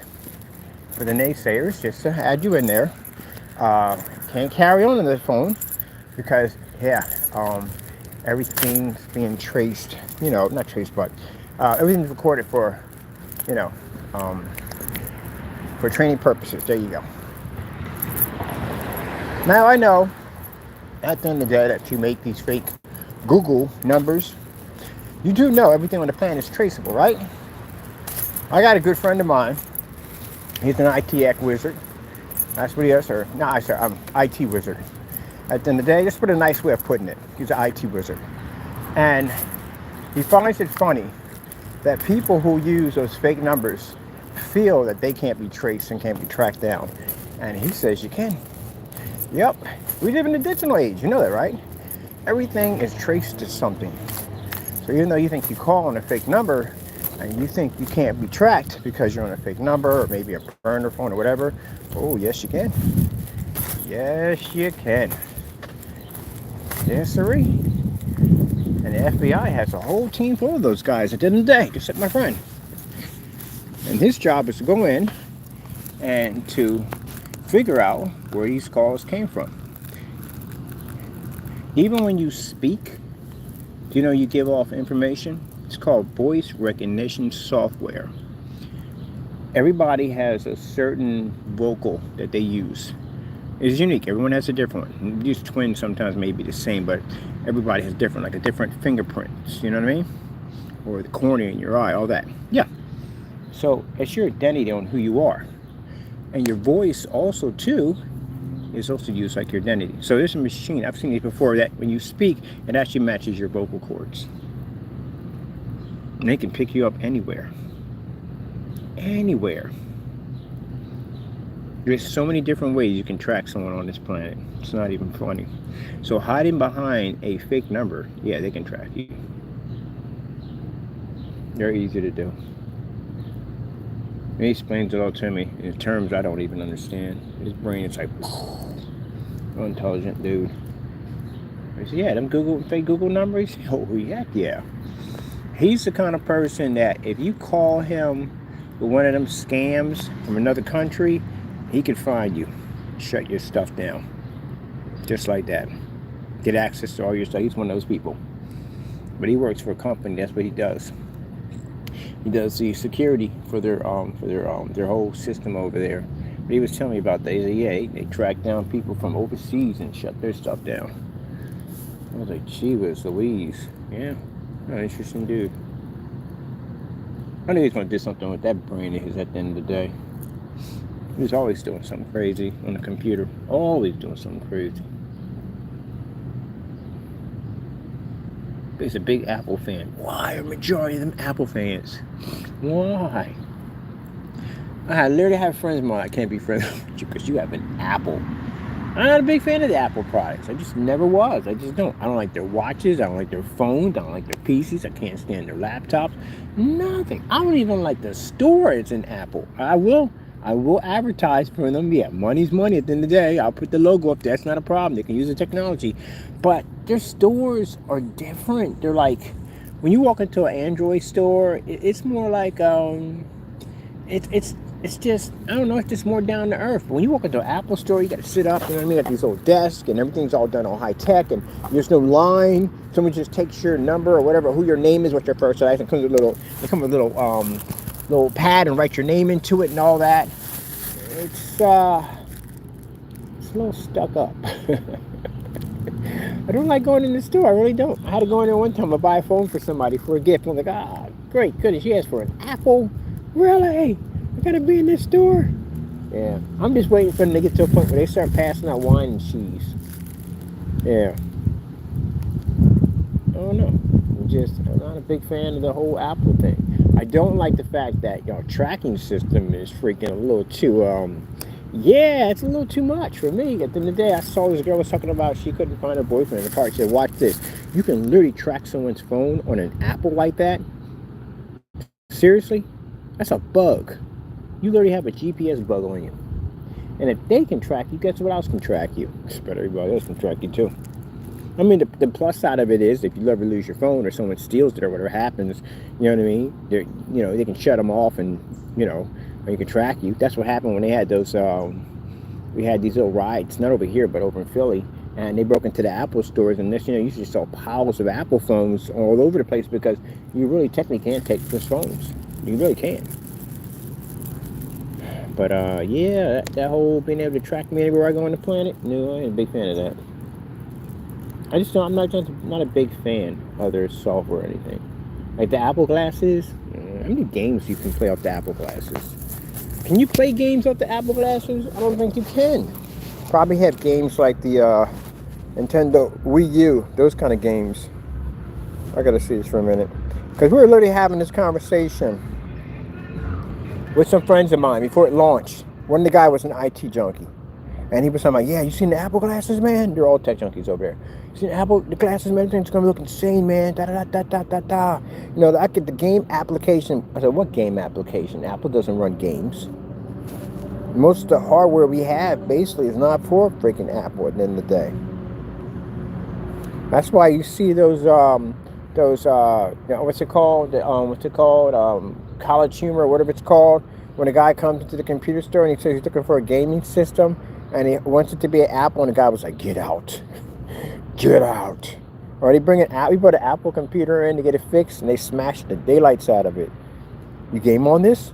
He's like, yeah. And you see everybody look at him. You game on that? They smashed his computer. How much did you pay for this? Here you go. We can't fix it. Smash the crap out of it. Let me see for a minute.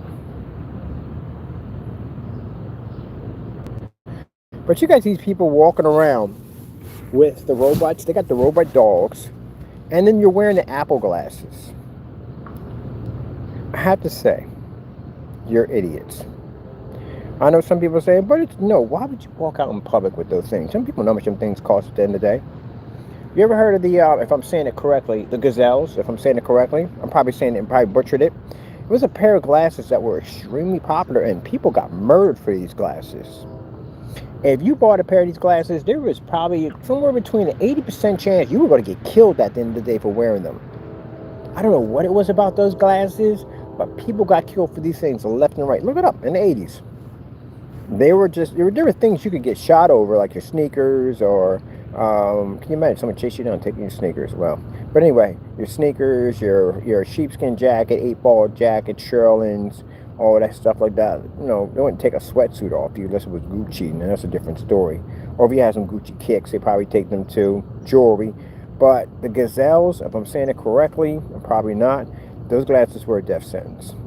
You could get shot for those. And they didn't rob you and take them. They shot you for those things. So it's a death sentence to have them. So if you had a pair, you better be carrying something, because there's a good chance somebody was going to run up on you at the end of the day and try to get them off you.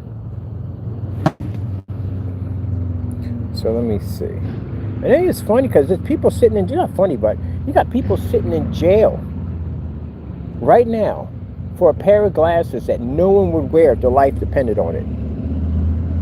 Pair of glasses. That's just crazy. Now, what was this supposed to be? Oh,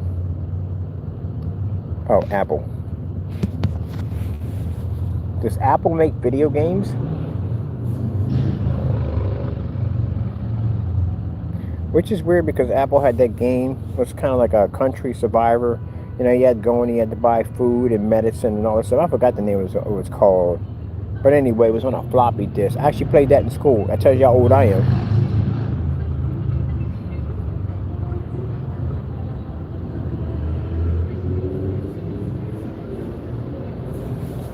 Does Apple VR glasses come with real games?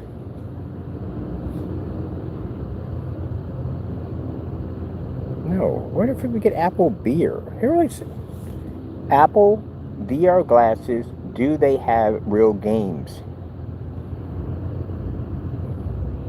According to Apple, Vision OS games in Apple Arcade offer completely new ways to play by using the space around you. Find over 100 of your favorite iPad games, and also play using Bluetooth game controllers.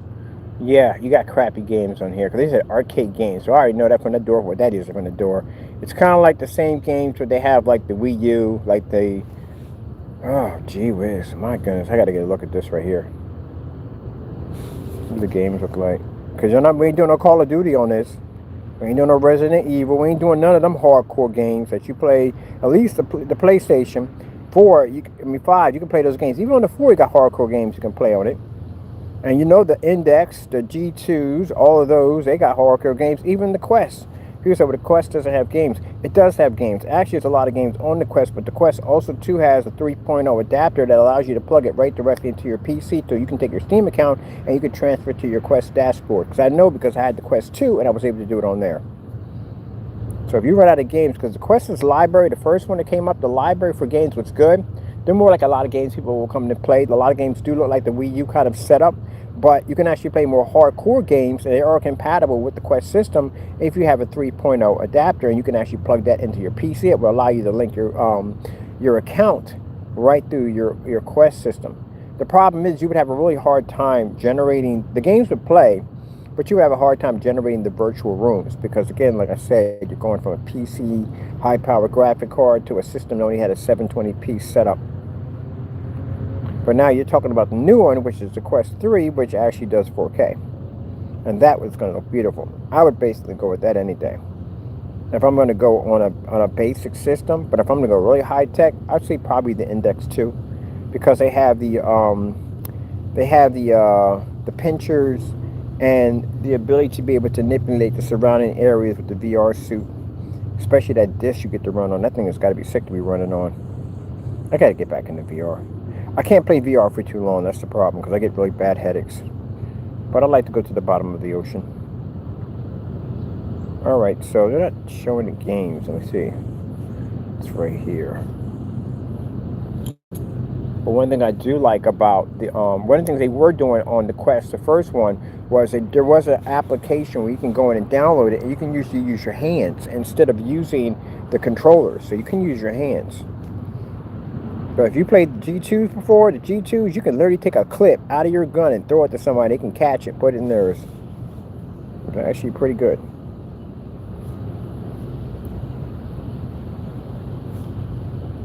But someone was talking about the games. Like they were like, oh, the games for the freaking systems, they're not going to do games on an Apple.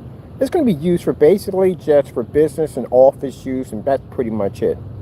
And again, you're walking around with these things. People know how much they cost. It's almost like the equivalent of when Dre Beats came out. You get to your Dre Beats snatch quick. So you're going to walk around with something that's covering your face at the end of the day. I don't care. That's still you're blindsided. And I've seen people walk around with these things, even drive with them on. You're just asking for it. Literally asking for them. I swear, you smack my ride while you're wearing them glasses. We definitely got a problem at the end of the day. You're definitely getting sued. But again, you're walking around with these glasses on. That's almost like you might have put a big old dookie chain around your neck covered in diamonds, and it says, hey, rob me. I don't care, because that's what you're kind of asking for it. Yep. Someone was looking at that, and they showed a guy walking in. They said, look, it said robbery's going to go up like 100-something% easily. Yeah, I wouldn't dare walk around with those things like that. Now, if they were like cheap and everybody could get them, and they were like all over the place, then yeah, why not? Like the cell phones, when cell phones first came out, there was a good chance you're going to get robbed for your cell phone because everybody couldn't afford a cell phone. Now today, they're all over the place. You can get them for free. So let me see, what is it for the Apple? I want to say the Apple games like.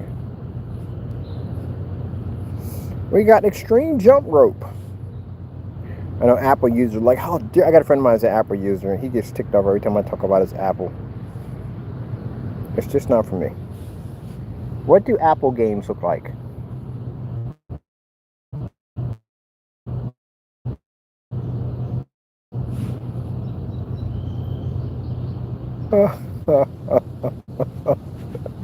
Oh no, we did not. We did. I was right. Was I not right when I said it looked like Wii U games? Was I not right? I'm on my other cell phone over here. Was I not right? Oh my goodness! I knew when it said arcade. I knew it was coming. Really? This is what we're doing? How much of them glasses cost at the end of the day? You couldn't even get Call of Duty. Couldn't get no Modern Warfare. You couldn't get nothing, no Res, nothing on it at all. Is this what we're working with? My cell phone games look better than this on my Android. Wow, that's a lot of money to pay for a system, and this is oh my goodness. It's like when you buy a cheap gaming system, and there's like one or two games on there out of the emulator that's good, and all the rest of it just downright crap. These are the games you guys got? Oh my goodness. Oh, that is bad. What is this? Is this Mortal Kombat? That's the old version. Jurassic Park 3D.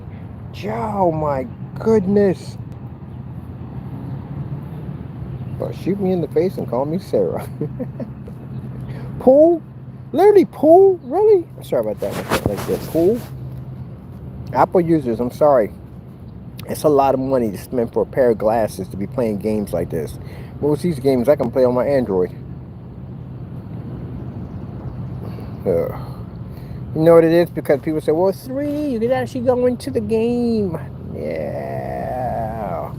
Play 3D long enough, you realize there's bad 3D VR and there's good VR. Oh, why would you even have that? 4D cookout? Really? I mean, they're slinging hamburgers on a pair of glasses. I paid, what, how much some things? $3,500? Man, you better give me some serious games. I want some freaking dogfight games, some Ace Combat. I want at least that in there. I want the new Mortal Kombat. I want all the new games that are coming out. I want that on the system. These games are freaking, I thought they were freaking like arcade games. Sonic? Really? Sonic's been done to death. Can't do any more to Sonic than you already have. You're done to death. Like, I swear, freaking Nintendo makes one more Mario game. It's just too much. It's good. It had a fantastic... Well, okay, some of you guys are Mario gamers. And I can't say that at the end of the day because you still would want to see more games. I got you. My bad. Yeah, Apple used to have a system a long time ago. So this is the system that Apple used to have a long time ago. It was an arcade... It was a console system. It was called the Pippin. Like Scottie Pippen. Had a Macintosh motherboard in it. Didn't do too well either. At all, period. Didn't sell. It was called the Pippin. For Scottie Pippen. It was his own game system. But geez. Man. Nope. I'm not happy with it. So I gotta look this up. So these glasses at 35. Am I linking this to my... Oh, I forgot. It won't work on my PC because it's Apple. That's not gonna work. So I can't run my Steam account through it. Well, okay. Whew, yeah. No. Yeah, that's just so jacked up. It's not even fun. It's expensive glasses. Let me see. Because the guy was sitting there talking about them, like, oh man, can you imagine the applications that they can run on those VR glasses? Like, you know, it has some crazy specs on it. It does. But, you know, I don't want to sit there and spend that kind of money to sit there and do freaking word spread and Office applications. I want to game on that thing too. And watching movies, I mean, big deal. At the end of the day, I mean, come on. And most people buy VR for gaming. That's what they're used for. And then you don't have full body tracking support on it either? Okay, that doesn't sound... Kind of, no, I would know I would spend that kind of money for those glasses. So you pretty much just bought a pair of glasses so you can basically just multitask on a VR system as you walked around. Yeah, okay, that's money well spent.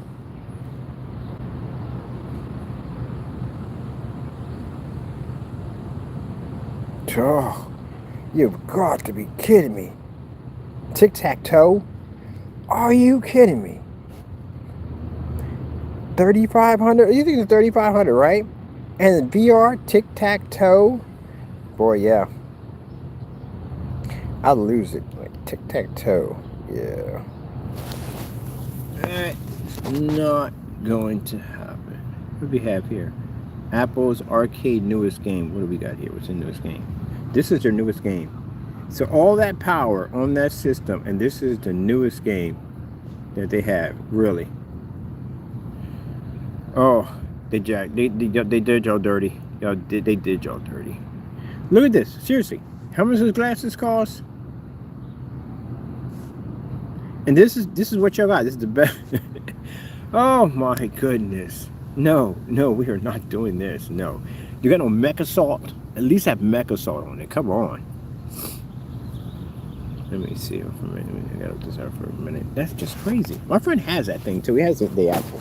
I'm like, how many games you got on? Like, well, it's not really about the games. It's about the amazing 4K applications and what you can do with it. And I can multitask with it. I can multitask without VR glasses. I don't even have to have them on. Try operating power tools with one of them things on and see what happens to you. Messing around, losing an arm. Yeah. It's a rich toy. That's what it is. That's what it comes down to. You can't. They're trying to compete. You can't even compete with the Quest on that thing. Let me see what this thing we have right here. Got the other phone in my hand. Sorry, I'm trying to bounce back and forth. Let me see. Get me back to the microphone, please. Okay. Let me see. Apple VR games. Games frequently mentioned on the web include Rec Room, Synth Riders, Puzzling Places, and others.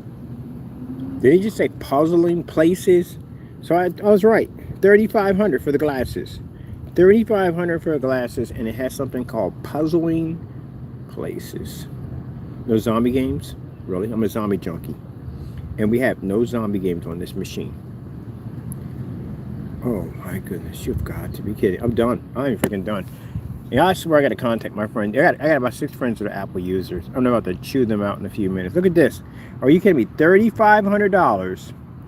And I'm looking at a cartoon that looks like Bob the Builder. Yes, we can. This is it? This is what we got on the Apple glasses? And we confirm VR. Oh my goodness. You've got to be kidding me. It looks like a children's cartoon on PBS.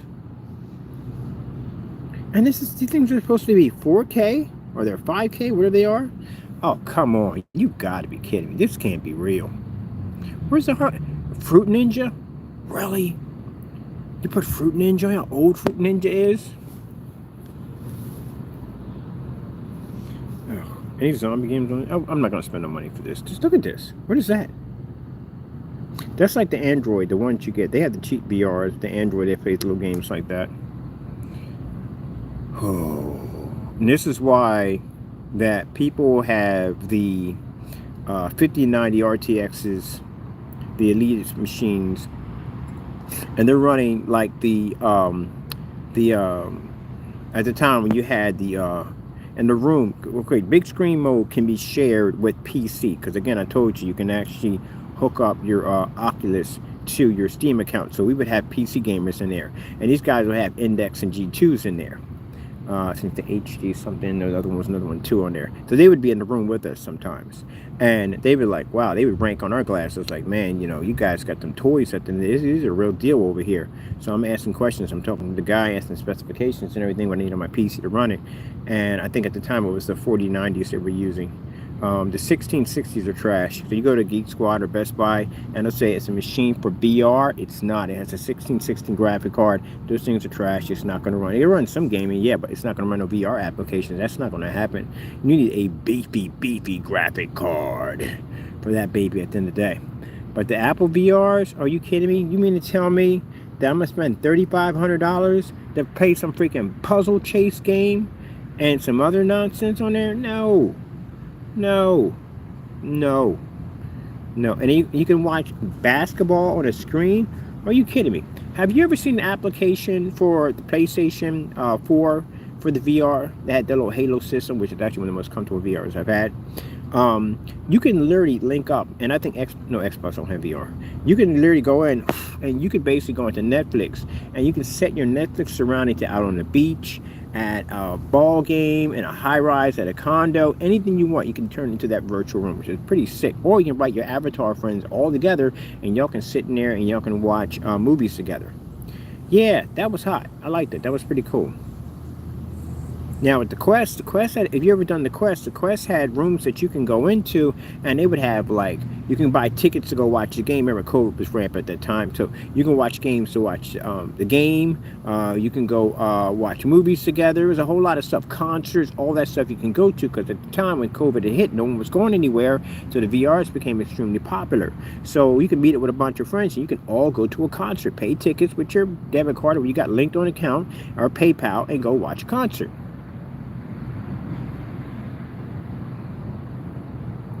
This is what the VR rooms look like? Oh. Really? My friend got one of these. I had to pop one of these things on. I swear, this is going to be a horror show and a half. Man, what is this? Really? Come on, man. That is just trash. That's it? That's your VR? Oh my goodness, that is just disgusting. The Quest 2 is better than that. You got alternate universes and freaking, you can go anywhere you want. It's just boring freaking room with a table or a chair and a desk. It looks like you just visit the on set for Seinfeld. I ain't busting on you at the end of the day. I says, come on, that's a lot of money to pay for some glasses to get a virtual room that has a lamp here, a lamp over here, and an entertainment center with a TV and a picture in the back. Really? You can't set up in some steampunk virtual world or some freaking like alternate galaxy, maybe on a space station with the galaxy spinning around it, or maybe at the bottom of the ocean with Atlantis? That this is the best you got? That's crazy. Oh, that's $3,500. Yeah, right. That's what I like about the other VRs. You can go into a whole entire virtual world. Why in the world, if I'm going into VR, unless you can see through the glasses and this is what you're actually seeing in your own, oh, that's even worse. The whole purpose of VR is being able to escape the outside world that you're in to go to a completely different world that's the opposite of your world. That's what the cool thing about having the virtual rooms. You can design your virtual room the way you want it. So if I want to be at the space station and I want to orbit around the sun, I can do that and look out the window, even do a spacewalk if I want.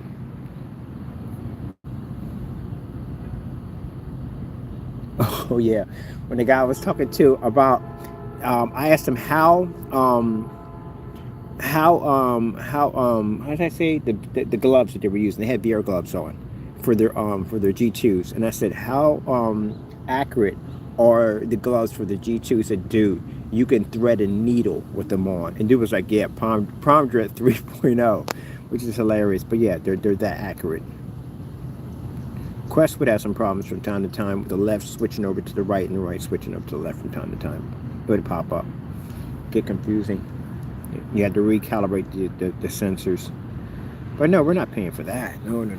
That's not going to happen. It's crazy.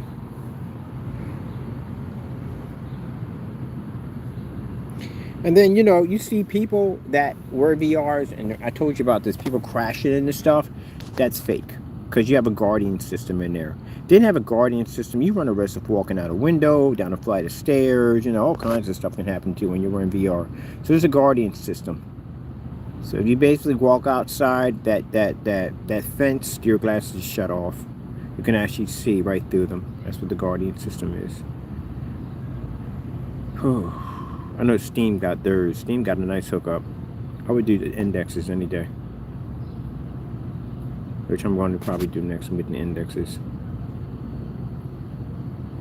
Because I made sure when I get my warehouse set up, my little setup for my new shop, I am going to put a section there for VR. For me and my buddies. So, you know, we can strap them in, got a nice open area, padded walls, and we can have some fun in there. But I'm getting the units that you run on, the ones that you can run real fast on, you know, they don't go anywhere. I'm getting a couple of those. We can go in there and have some fun.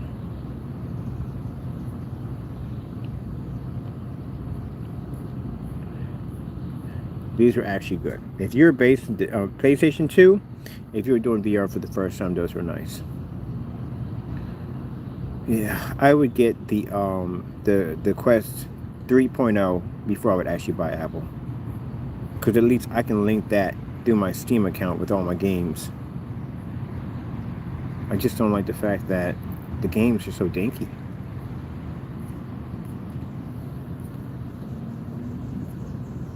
Okay, that's my cue. I just got hit twice. Ugh. That means we got rain coming. A little sprinkle here and there, but I just got hit with 2 or 3 drops. Raindrops are falling on your head. Do do do do do do do do do do do do do do do do. While I'm free, nothing worrying me. Do do do do do do do do.